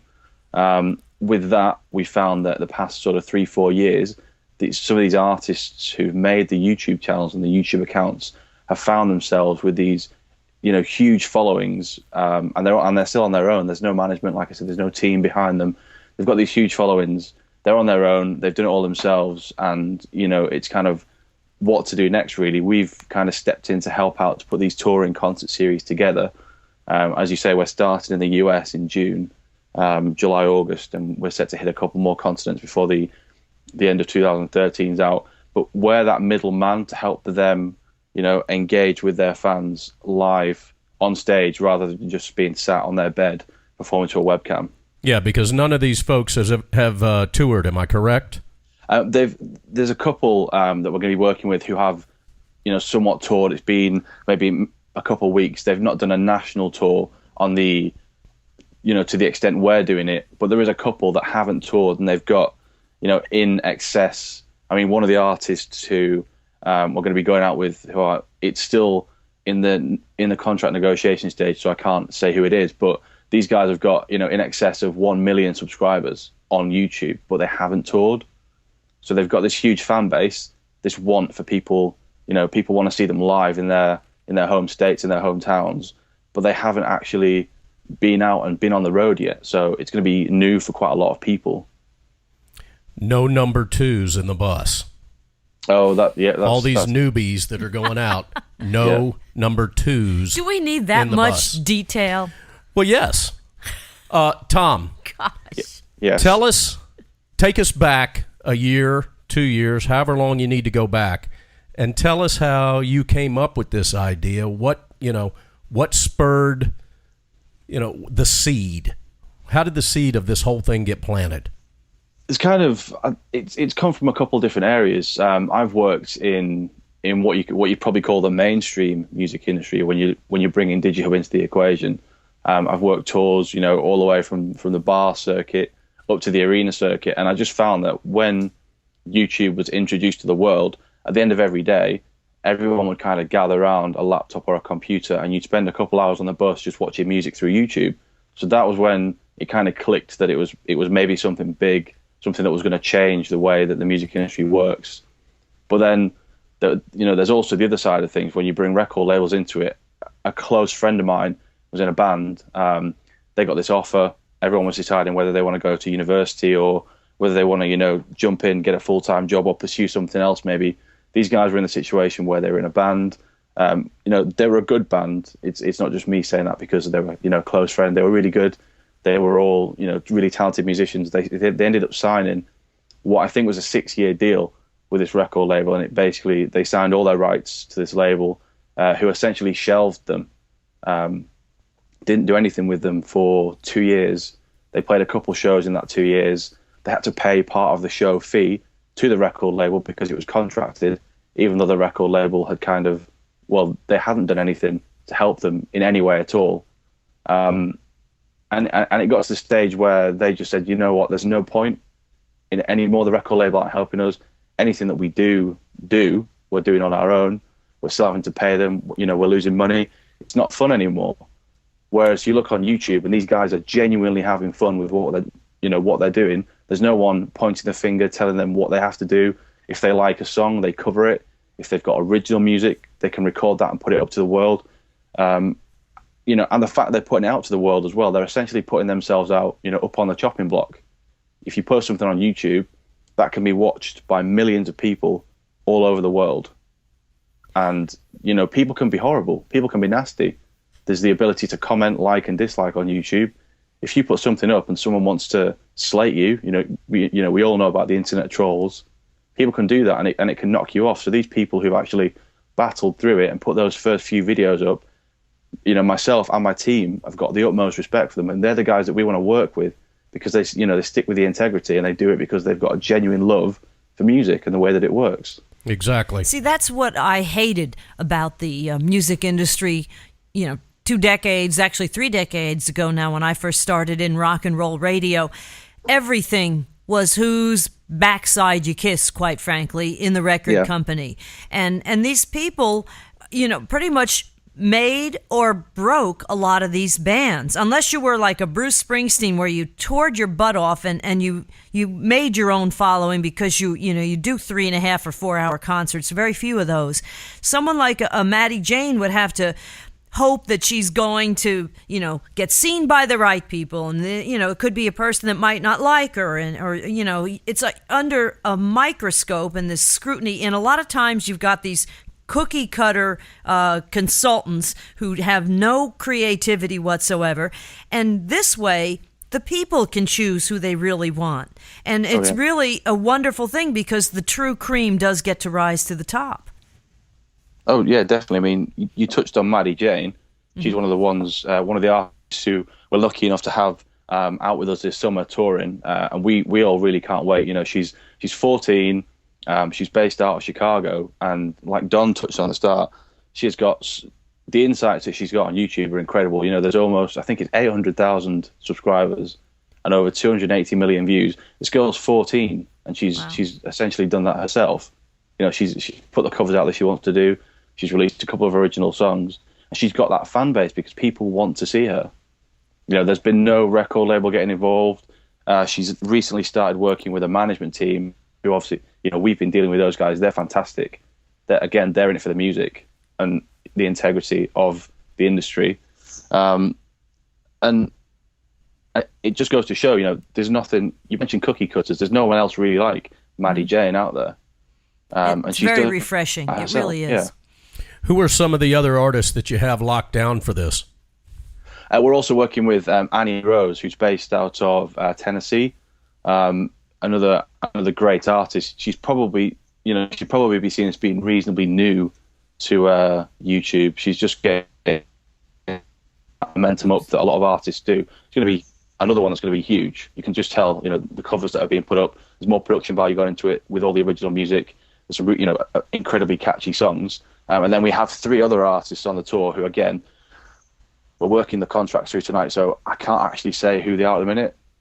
Oh. But, this time kind of tomorrow, everything will be live on the Facebook, the Twitter, the Tumblr, the website. I've just, with it still being in that contractual stage, I'm not allowed to, which is, it's a bit of a bummer, but that's where we have to work through it. But I mean, these guys, each one of them has got their own story, and when they're kind of announced, if you take a little bit of time to do a little bit of digging, looking at their backstory, you'll see that they've all come from different areas, and without YouTube, they definitely wouldn't be where they are today. So basically what you're telling us, because you can't disclose some of these artists, is I know nothing, I see nothing, and I say nothing. He's going nuts with that thing. Just on a whim, about 9:15, I said, these people remind me of Schultz on Hogan's Heroes, and Don found the drop-in. Oh, my God. Tom, let me ask you this. Yes. These people obviously have a bajillion views and a bunch of people that are subscribers to them, and they can monetize their videos and make money, earn money. Yes. But from what I recall you and I talking about, they're also able to move merchandise. Yeah, I mean, on the road, we've opened it up. Each artist is going to bring their own line. But are they doing that online as well, based on the fame that they've received without hitting the road? Are they moving merchandise over the internet as well? Yeah, I mean, it's been opened up. There's a lot of websites kind of, again, in the past sort of 5 years especially, a lot of websites have opened up so you can pick sort of like code stencils for a web store and drop that into your website. There's a lot of websites that will design merch and ship it out for you. A lot of these guys will have a store element on their website, maybe a t-shirt. A lot of the rubber bracelets are quite popular, signed posters and things. They'll be on the website, and obviously people buy merch because they want to represent the brand of the artist. Right. And it's something that can be seen as being fashionable. Like if you've got a wristband of an artist who's big online, and a lot of kids wear them to school, they wear them out and about. I mean, a lot of kids over here in the UK, I'm not sure if it's a thing in the US, but wristbands, you see kids that have got like maybe 15 wristbands on their arm. Yeah, they do that here. And, they go from the wrist to the elbow, and you think, how is that comfortable? But they're all bands that obviously mean a lot to the guys. And that's kind of moved across to the YouTube as well. Every artist with any kind of like rapport with the YouTube community, because it is a very close-knit community as well. They all have these web stores, and they're always putting out new merchandise, and it's always being shifted. You see the prompt on Facebook, only so many of this shirt left, only 10 wristbands left, and they'll sell out and they'll go. And that's the other power as well, is the fact that you've just touched on, they're doing that without touring, right? Which is something, if you go back 10 years ago, it's unheard of. If a band didn't tour 10 years ago, they wouldn't have any chance of really making it. Well, I think that that's refreshing, because now, by pirating songs off the internet, you really do have to tour as well. You have no choice. Yeah, definitely. But this is so time sensitive. I mean, it's immediate. I mean, and that's what this is in this day and age with social media. Everything is within quickness, a short 1 to 2 minute video that you're going to have, giving a video history montage of the artists that will be touring with you. And then you have a live text to vote element into the shows. Can you tell us a little bit about that? Yeah, what we're doing, a lot of these artists will have certain songs that if you look through their sort of video upload history, there'll be songs that kind of average out at, 2, 3, 4 million views. And I say that as like only, that's an incredible number of views for anyone to hit. But then there might be 1 or 2 that top 15 to 20 million views. In some cases they get up to sort of 60.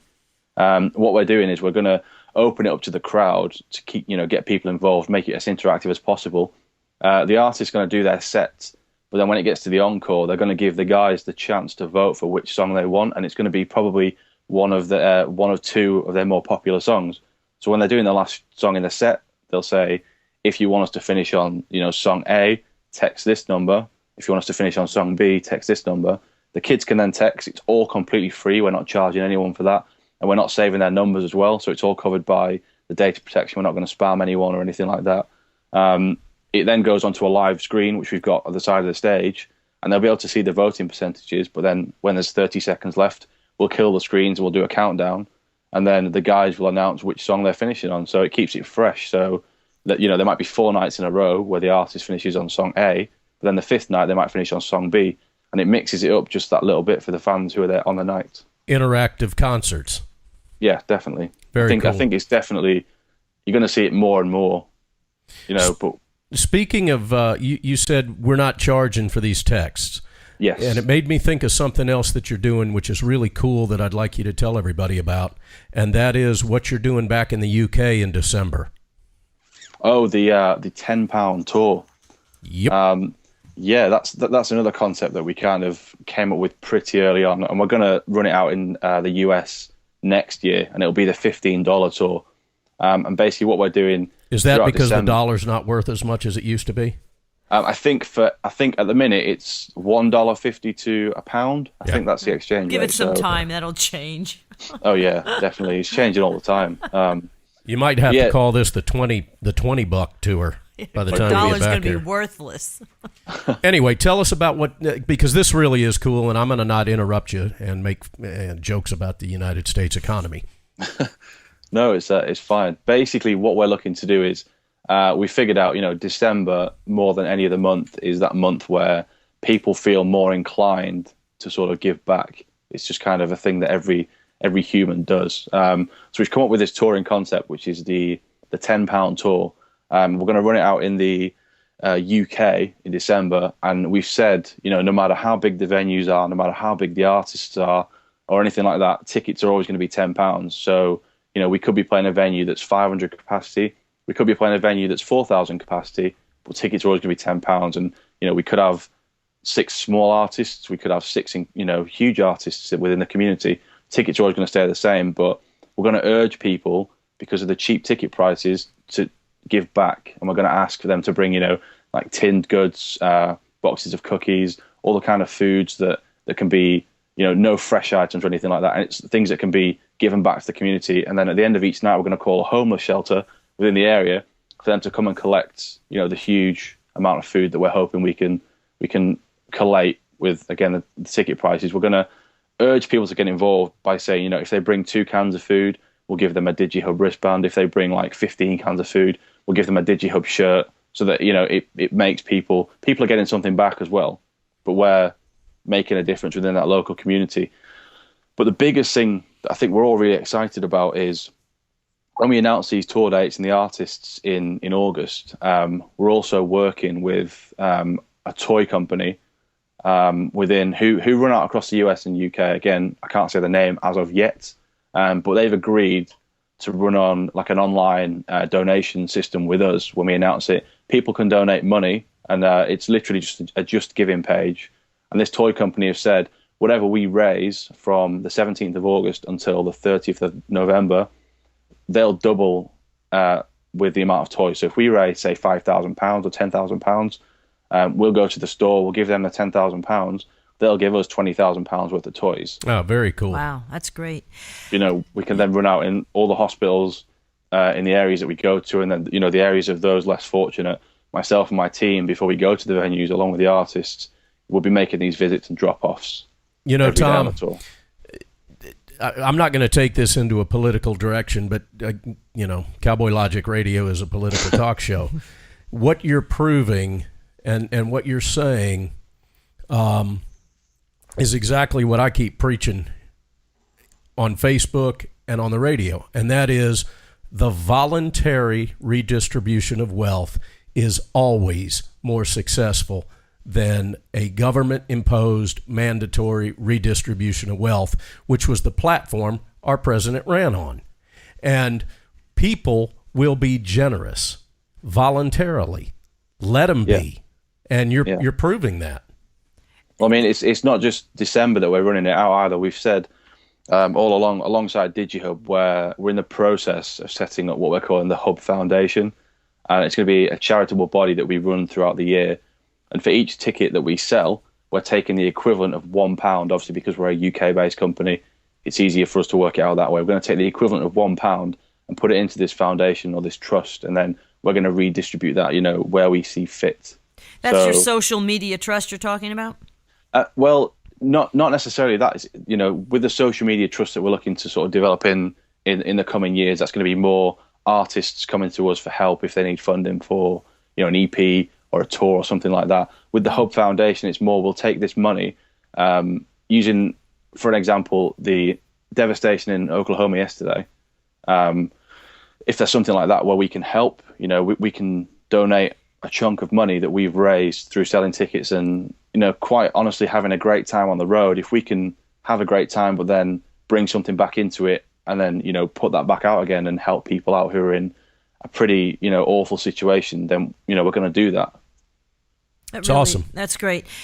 One thing we were talking about earlier is the fact that these artists, because it is such an immediate way to promote themselves, the artists themselves have to engage quite a bit in all avenues of social media today, like Facebook, Twitter, and the like, correct? Yes. So do you tell them to do that, or are these young kids pretty much doing that anyhow?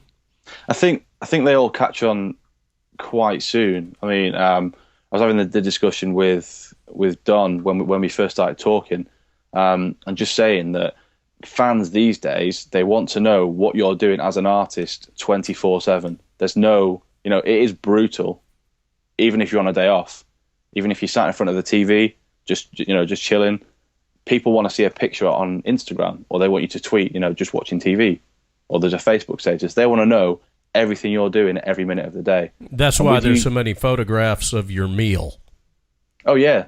All this, Insta food that people, upload, and there's all that. It is people love it. I mean, using us as an example, you get the superpowers of people like Justin Bieber. He can tweet something, and it can be anything, and he can get 200,000 retweets, and it can literally be nonsense, but people want to know what he's doing and that he's sat and he's on his phone and he's on Twitter. That's the way that it's moved, because social media... I want to know. I do too. Social media has opened it up. It's literally torn the music industry apart. And it's torn every industry apart. It's the same for actors and actresses and any kind of person with any kind of celebrity. People want to know what you're doing. And if you don't tweet or you don't make a Facebook update or Instagram or whatever for a couple of weeks, people get like antsy. Mm-hmm. And they go, why haven't you posted it? So, there's a lot of pros, there's a lot of cons. You've just got to keep on top of it. And a lot of these artists who do well have got this great structure and they follow it. People who are in groups, they'll have days where, one person will take charge of the Twitter and then they'll hand it over so they can get some time off. If you're a solo artist, you're going alone and you've just got to be on the ball 24/7. You mean to tell me that I'm not really talking to Justin Bieber when I tweet him? I mean, with Justin Bieber being one of those, mega stars, I'm guessing he's probably got a tweet staff. He probably does. Speaking of staffs, tell us about your team. All those folks I mentioned earlier: Garrett, Kieran, Matt, Logan, Joe, Dana, Lexi, Jacob, Sammy, and Harpreet. I actually forgot Molly as well, and if she's listening in, I'm gonna get told off. Good golly. Who is this Molly that we left out? Molly. Molly, she's one of the US-based team. Molly. Okay, Molly. Yes. But yeah, I mean, it's probably been a little bit weird how my team's been constructed, because for the scale of things that we're doing in industry, I've had people tell me that normally within the mainstream industry, you're looking at a team of maybe 40 people. We have like 10 people doing, and this is doing everything. This is running the social media, pulling the tours together, all the graphic design, the web design, everything is done by a team of 10 people. And we're split across the UK and the US, with around 80% US based. It's like New Jersey, Ohio, California, and Florida. And then in the UK, I'm in the north, and Harpreet, who's our sound engineer, is based in the Midlands. And we basically work round the clock. The team was constructed.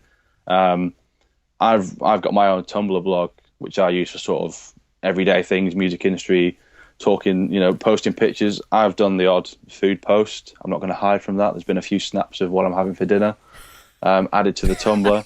Hey, what did you have for dinner tonight? I can't actually remember because it was that long ago. That's true. What time? Nothing, and I say nothing. What time is it? You're outside London right now, huh? It's currently 20 to 4 in the morning. Oh, yes. We got you up early. Almost. See, it really does sound like you're next door. Skype is just amazing. Talk about modern technology. Oh yeah, I mean Skype.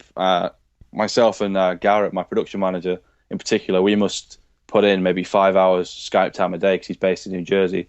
And it is literally just like we're sat in the same room. We get work done. There's time when we're on Skype and we don't talk for an hour, but we're working. It's like being in that office environment. It's made it that much easier to plan tours and pull everything together. And like you say, with things like smartphones and social media, we can put an idea into a group on Facebook and everyone can interact there and then. And, some people are 5 hours behind me. Some people are 8 hours behind. But you get that reaction in real time, which is, another way that everything's changing. People's, certain jobs within the music industry are going to become derelict in the next few years. I mean, we touched on, again, talking with Don a couple of weeks ago, we were talking about A&R, those A&R reps who maybe get paid, 25, 30 grand a year to go out to shows, watch a band who they might not even like at the end of the night and come back and say, yeah, we should sign them, or no, we shouldn't sign them. A&R now, the way we do A&R, me and Garrett will sit on Skype for maybe an hour, have a coffee, just say, oh, check this person out. And that's all through YouTube. That's how we're finding the talent. And that's how a lot of talent is getting picked up. You look at Justin Bieber, he was discovered through YouTube. So if YouTube didn't exist, we wouldn't have Justin Bieber. Darn. Sorry. All right, let me ask you this. Why do I only have 33,000 total views on my YouTube page? That's pretty good, really. That's probably more than the average page. It's probably higher than average. There is a heck of a lot of YouTube channels, but it all depends on what you're posting. I mean, there's a certain demographic who's online all the time, and that's the demographic that we're looking to be hitting from. He's saying 40. You're old, Don. That's what he's saying. I was gonna go there.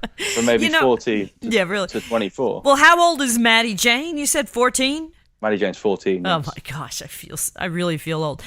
But what really is nice about it is a family feel. You guys are working as a group. You're in it all together. You're all going to be out on the road together, and it's going to be a beautiful thing. I mean, one of the things that came up as well when we were kind of researching it, we were asking people what they want from new music companies. The terms suits and desks came up a lot. A lot of the music industry is run by people in suits behind desks who don't get out there and look at what the consumer wants. Consultants hate them. So people were saying, don't be that person. Make sure you're constantly looking to see what people want. We're lucky in a way because YouTube tells us what the people want, because you can see by insights and views and the way that people present themselves. But this is the side of the industry that's breaking away. It's tearing down the walls, not to use any kind of cliches or anything. I think a lot of the mainstream music industry is yet to see it. They're kind of stuck in their ways and they're doing things that they've been doing for years. Mm-hmm. So you agree that the record labels, the major labels, completely missed the boat in 1995, maybe? In regards to? Everything. I mean, I think the labels missed the boat. I really do. And I do a lot of business with the labels. Hey, you think they'd be looking on YouTube and trying to find some of these people? But the whole digital thing, I just think they missed the whole boat. Mm-hmm. I think, in some ways, like I said, I've always said, I've got a hell of a lot of respect for the major labels and a lot of the way that the music industry is constructed. But I think they need to, take a seat and look at the way they're doing things. You know, a couple of record labels have got it right. You look at the record label Fueled by Ramen, for example, who put out the bands like Paramore. It's like, you know, Fall Out Boy were on there for a while. Those bands engage with people, and it's the people at Fueled by Ramen who are engaging. Whereas you get the major labels, and because they're so big, you don't know who you're dealing with. If you've got any questions or anything, it's not a personal thing, which for me, with, you know, music should be, because when you're a band up on stage and you're playing to those people who have paid to get a ticket, those people are the ones who've put you on the stage. Mm-hmm. So, you know, record labels shouldn't. I don't know. It's a hard balance. You know, record labels should be getting involved, but then again, they shouldn't. It should be the artists who are engaging. You wonder how the business could have been different 20 or 30 years ago had you had this kind of access, instead of having a few suits really making the decisions. I know I had mentioned to you, and we were talking off the air before we started the interview, that years ago I was sitting in a major radio station in New York City, WNEW-FM 102.7. And it was the station that really did bring the Beatles over and the Doors, and really made a lot of bands through the 70s, 80s, and 90s, and late 60s, actually. Although that was before my time. Anyhow, but I remember, I want to say probably in the 80s, maybe early 90s, sitting in an office in a big, huge executive suite, actually. It was a meeting, and we had the consultants in there, and them saying to us, well, you know, we're not going to play the Beatles anymore. I was like, what? This is a rock station? You're not going to play the Beatles anymore? And these are the people that made these decisions based on, you know, what their focus groups say. And it just could be, you know, it's like a poll today taken, you know, to find out someone's popularity or, you know, whatever. It's all depending upon who you're actually polling. And I know it's scientific, so they say, but it's really not. It's you know, if they're in New York, they're going to find, you know, somebody wants this band. If they're in the Midwest, they're going to find somebody wants this band. And they're so close-minded. Because, again, to me, it's always been a cookie cutter once it started to, you know, with playlists, and even the DJs couldn't have any personality. I mean, when I first started, every DJ played a band. They looked in all these bands. They played a lot of unsigned bands. They went to clubs, and they listened to a lot of these bands and said, hey, you know, come on live and we'll play you. It was just a great time to be in radio. And then all of a sudden, the suits came in, and you had playlists, and everything had to be absolutely cut and dry the way it was done, and it lost all the creativity. This is bringing that creativity back, and the people are picking the the winners, really, when you think about it, not a few suits, you know, tucked away in an office. Yeah, no, definitely. And I think it's only going to get bigger as well. Like, you know, YouTube has recently celebrated its 8th birthday, and, you know, there's all these big artists, these big acts, but it's not, I personally don't think it's really scratched anything but the surface yet. I think that, you know, you're looking in the next 5-10 years, we're going to see some incredible changes in the music industry. And I don't think anyone's quite ready. Even these record labels who, you know, say they have all these 5-10 year plans and they're going to be ahead of the game. I'm not sure. And it's going to be interesting to kind of see that as an outsider, but also be part of it. Let me ask you this. You've got your own label. Myself, record and label, right? Myself and Garrett. It's one of the things that obviously DigiHub, the tours, are taking the front seat at the minute. But we have working behind, obviously the closed doors at the minute. We have the plans for the label. Yes. You want to tell us a little bit about it, or do you not want to go there right now? Maybe he doesn't know anything. I can. Wait a minute. I see nothing, and I say nothing. I knew that was coming. Go ahead, Tom. I'm sorry. I mean, I can definitely touch on it. As I say, we're still in the sort of working process. You know, we're still throwing ideas to and from, but it's more, rather than being one of those labels that's set up and, you know, they sign the 4, 5, 6 year contracts and say you've got to release this many albums, you've got to do this, you've got to do this. We're going to put it out, so instead of signing the yearly contracts, we're going to, sign a contract for 1 EP or 1 tour, or, you know, a month, 2 months of worth of work. Then when we've completed that, obviously it gives them, we can say, you can walk away, you can do what you want to do, or you can come back and work with us again. And it kind of, the fact that the contracts are short and they're going to be completed relatively, quick compared to the 5-6 year contracts. I mean, we touched on the, when we were talking before, we touched on the whole 30 Seconds to Mars fiasco and everything that they're going through at the minute with the label and, chasing them and ruins wanting so many money. acts. Yeah. Because a big label comes in and says, I need this many records, and they own you, and there's no way out of it. I mean, that's what we don't want to do. We want to work with artists to develop them with what they want to do, there and then. We will look into the future for those guys, and then, there is going to be certain people that we're not going to be in the position to work with, being a social media label. It's going to be based off insights and views. We're not going to hide that fact. If someone's got 10 subscribers and 50 views, and they say, we want to record an EP, it's going to cost $10,000, can you help me out?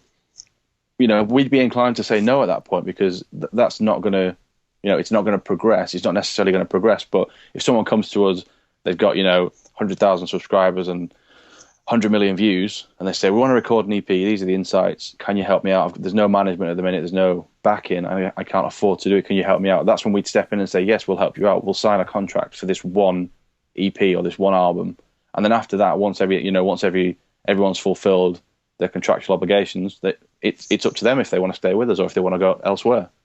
Which that's the way it ought to be. Yeah, that's really amazing, because what you're doing is you're not constricting the creativity. Yeah, and I mean, always the creative controls with the artists. We'll be there. I mean, my team is. I don't think you'll find a team with a more broad taste in music. Everyone is completely different, so everyone's got their expertise in different areas. So, it kind of opens it up to a lot of different artists as well, and the creativity will always be there. We'll just be on hand to advise. There might be an artist approach, say me, and says, we want to do this. I've got all these insights. It's incredible, and it could be an area of music that I'm not really big on. So I might bring one of my team in.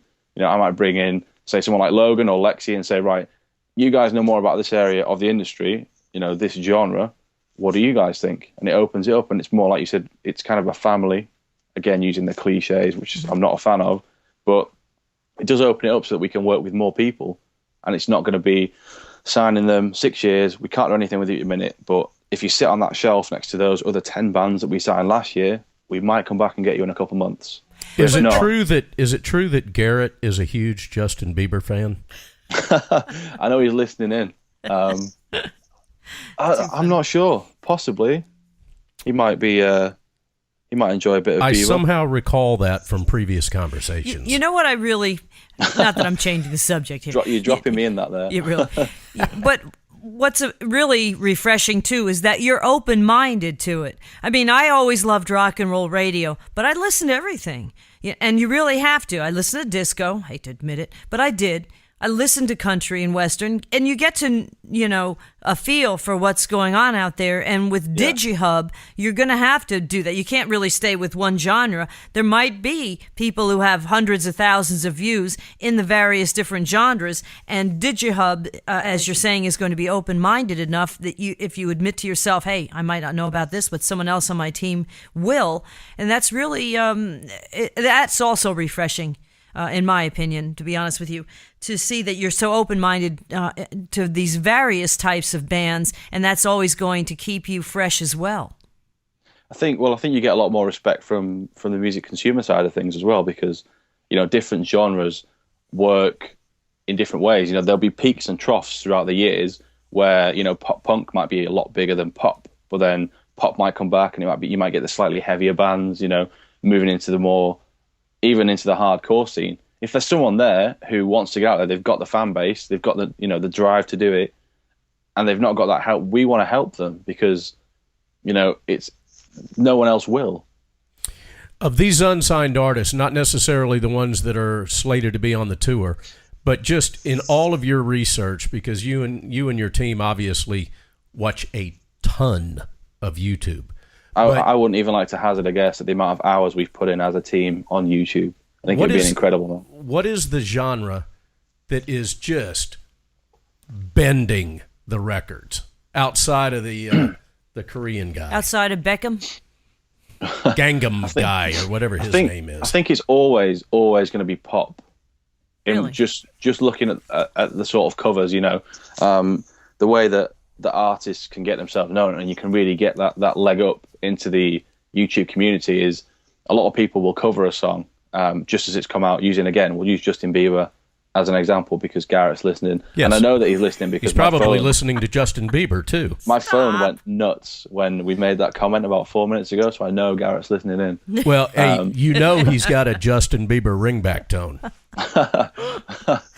No, that's another area that I wouldn't have thought at all about, to do covers. I'm always thinking you have to do original stuff, but to do cover songs, there is that familiarity, and it's going to get people moving when they go to a concert. And it still, it gives people an idea of the way that you are as an artist, because you could get these, like Justin Bieber songs, they'll have, so many layers. In the final song, there'll be so many layers and so many tracks of music, but someone could strip that back and just have an acoustic guitar and put their twist on it. If this song's being released, Justin Bieber releases the official video for this song, people are going to be searching for that. But if you upload a cover and you tag it correctly with the YouTube tags, with the hashtags, which is when you've uploaded it, it says, if you put some tags in, it's easy to find. You might search Justin Bieber new video with the name of that song. The first 4 or 5 will be that video, but then underneath it will suggest covers and the next most sort of relevant results. And that's when people will scroll down and say, oh, I'll take a chance on this dude who's just sat on his bed with an acoustic guitar. Or there might be, a couple girls singing along to a backing track. And if it's good, people will share it. And then that's when the views start to collate and people subscribe. And then when you've got that little platform of, say, maybe 500 to 1,000 subscribers off one video that's maybe hit 500,000 views, you look to put another video out that they'll like. And it's the same process, but you've already got that foundation to build on. And it just keeps building and building and building. Snowballs. So educate me. Give me some advice. I'm coming to this for you for free. I need free advice. I have on my YouTube page a remix of a Stone Sour tune that I did, a remix of 2 Insane Clown Posse tunes that I did, in which I took the a cappella vocal tracks, not having listened to at least the 2 ICP songs, and I completely rewrote the songs. One was actually starting off going into your ID, which was In Your Face by Insane ICP, Clown Posse. Yeah. So I've got these 3 remixes that I did, in which I totally recreated the music, not having heard it before, flew in the a cappella track on top of it, and I might have 6,000 views. What can I do to bolster those views, being a 52-year-old guy that wears a cowboy hat and has a conservative radio station? Yeah, but we're talking for someone as far as DigiHub is concerned. How do they market themselves? No, I want to find out, in Tom's opinion, what I can do to boost these. I think the most simple thing to do would be to go into your video settings and tag every relevant word you can think of, which is to do with that cover. So you'd have the original name, you'd have the band name, the album that the original song was on, maybe band members' names, past albums, past songs, and then any areas that, even throw in a couple of, like wildcard tags. Everyone does that. Look at the videos that people search for most often on YouTube. It's normally cat videos for some reason. Everyone loves cats doing So I should put as a tag funny cat video. Tricks.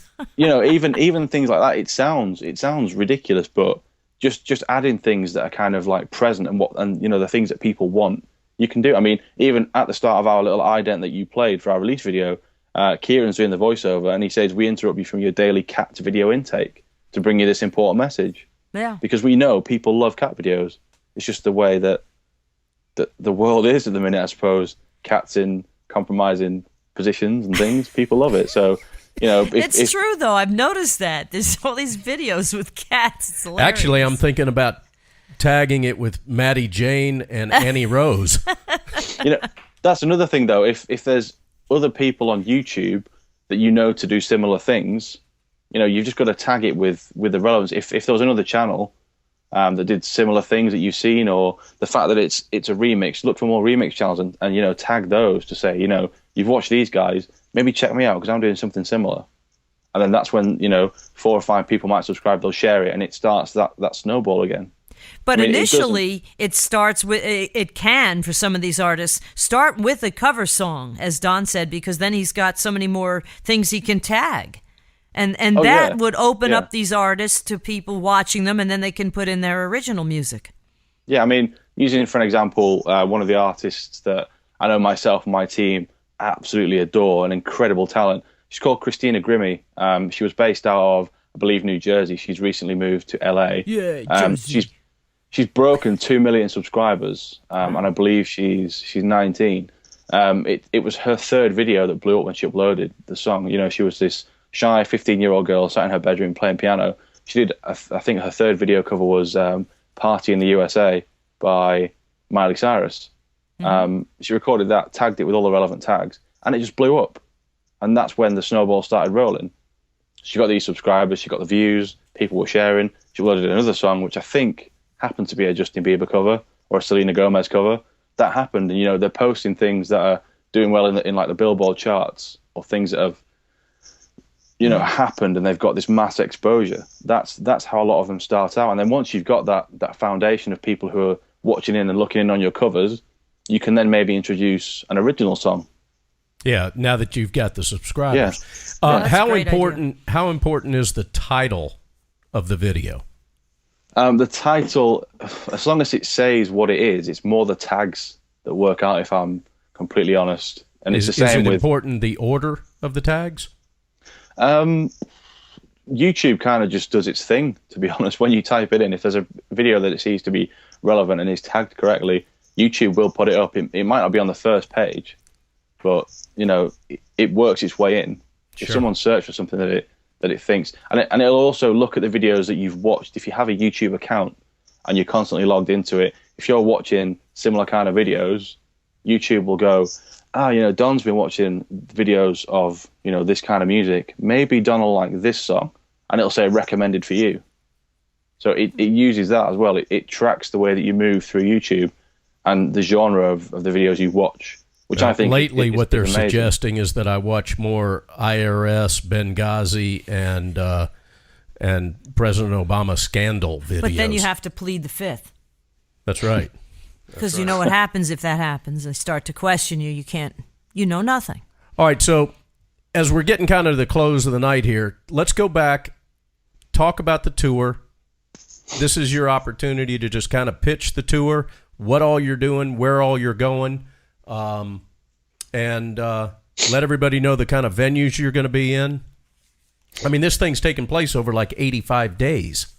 Yeah, it's pretty... This is no small-time stuff. Yeah, that's hit myself and my team over the past week. There's just been those oh my god moments where we've kind of realised how big it is. But yeah, we're kicking off on start of June, so a couple weeks. Kicking it off on the West Coast. We're going to be rolling sort of down and back up and down, finishing on the East Coast and then back across to California. We're hitting 30 states, as you heard at the start of the this part of the show. Kieran read all those out. There's a couple of states that we're doubling and tripling up in because we know that there's great music consumption in those areas. The venues we're playing anywhere from sort of 600 cap to 2,300 cap. The artists we've got, if anyone is interested, you check back tomorrow. We're going to make a ton of announcements. I think there's going to be 4 or 5 announcements tomorrow. And where should they go? Where do they follow you? Give us all the places. Oh, we've got www.facebook.com/DigiHub. There's twitter.com/DigiHub. And any of the bloggers out there who want to get involved, we've got digihub.tumblr.com. And in the coming days, digihub.com will be live. We've just had a couple of delays on that because every time we think we finished, we want to throw something else in, driving our web guy crazy. But we're getting there. And the tickets will be on sale real soon. That's DIGIHUBB, digihub.com. What kind of price point are the tickets going to be?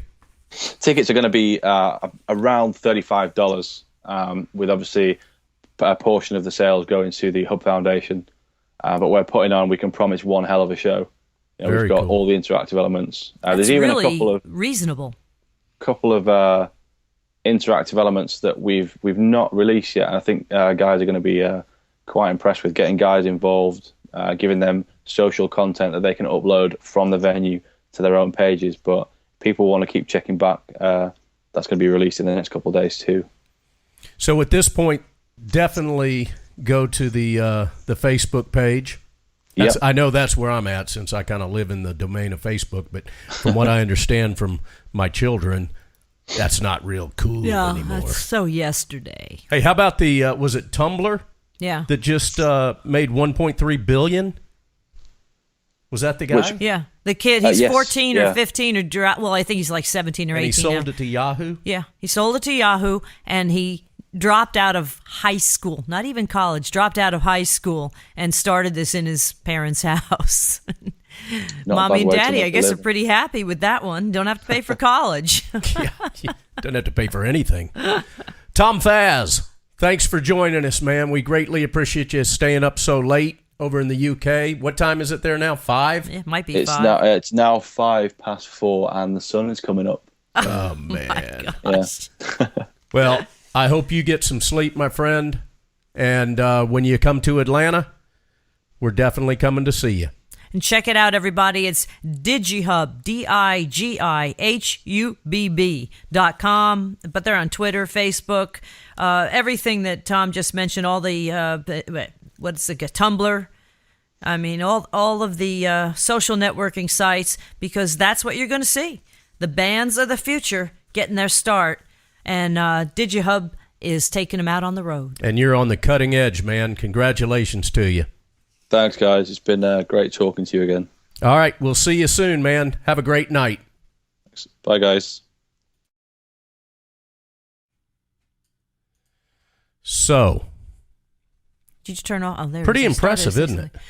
It's an idea I wish I had thought of, but I'm an old fart, son. Yeah, we still use Facebook. Yeah, I mean, these kids are 14. All right. I was riding my horse at 14 and showing my horse. I was no playing idea. baseball. Practicing my flute. You know, every week we try to feature an artist, and I have been receiving emails from management all over the globe that are interested in promoting their artists, either just by us playing a track that they've just recorded, or actually having them come on and speak on the air with us. We've got a young lady that her management approached me. She's from Australia, and her name is Marie Wilson. We have not yet been able to coordinate, greatly due to the time differences between here and over in Australia. But through emails, we're going to have Marie come on the air at some point in the next, hopefully, few weeks. She's really good. And we're going to close out tonight with her tune that her management sent me. This is Marie Wilson, and she's performing Next Time. Is there anything that I'm forgetting before we go here? I just want to say Next Time is next Tuesday, 9 to 11 Eastern Time. We'll be here. Hopefully you will too. And in the meantime, remember, do not accept anything from these folks in D.C., from the left or the right, saying they know nothing, because they know plenty. And they're going to be testifying. Call your congressman, demand action, because this affects the left and the right, gang. You get a Republican in the White House, there's nothing that's going to stop them now from coming after the Democrats. This is unconscionable. It's unconstitutional. And this is really scary stuff. Scary times. So you got to act. You just have to demand accountability. Be proactive. Demand accountability. And we as citizens can either do that, or we can sit on our asses and let these guys, yes, I said it. You get the country you deserve, unfortunately. That's right. You got to be proactive. All right. It's a republic as long as you can hold on to it. Call your congressman, demand special investigations into these things, because this have them dig. Is not. You know, Jay Carney's talking about, we released 100 emails. 100 emails we released. Out of like 2,500 pages. There's like 25,000 pages that need to be released. Oh, okay. But that's what they're not releasing. Well, most people think 100 pages sounds like a lot. Yeah, it's the tip of the iceberg here. Yep. I want to know where Tim Geithner was, too. He was the IRS official when all this came down. Call your congressman and ask him him or her, if they have seen the likes of one Valerie Jarrett lately. I still say there's a reason why she slipped behind the curtain. Yeah. All right, here we go. Marie curtain. Wilson, we'll see you guys next week. This tune's called Next Time. Hope you enjoy it. And definitely Google her and see what's going on. Go find our friends with DigiHub and call your congressman.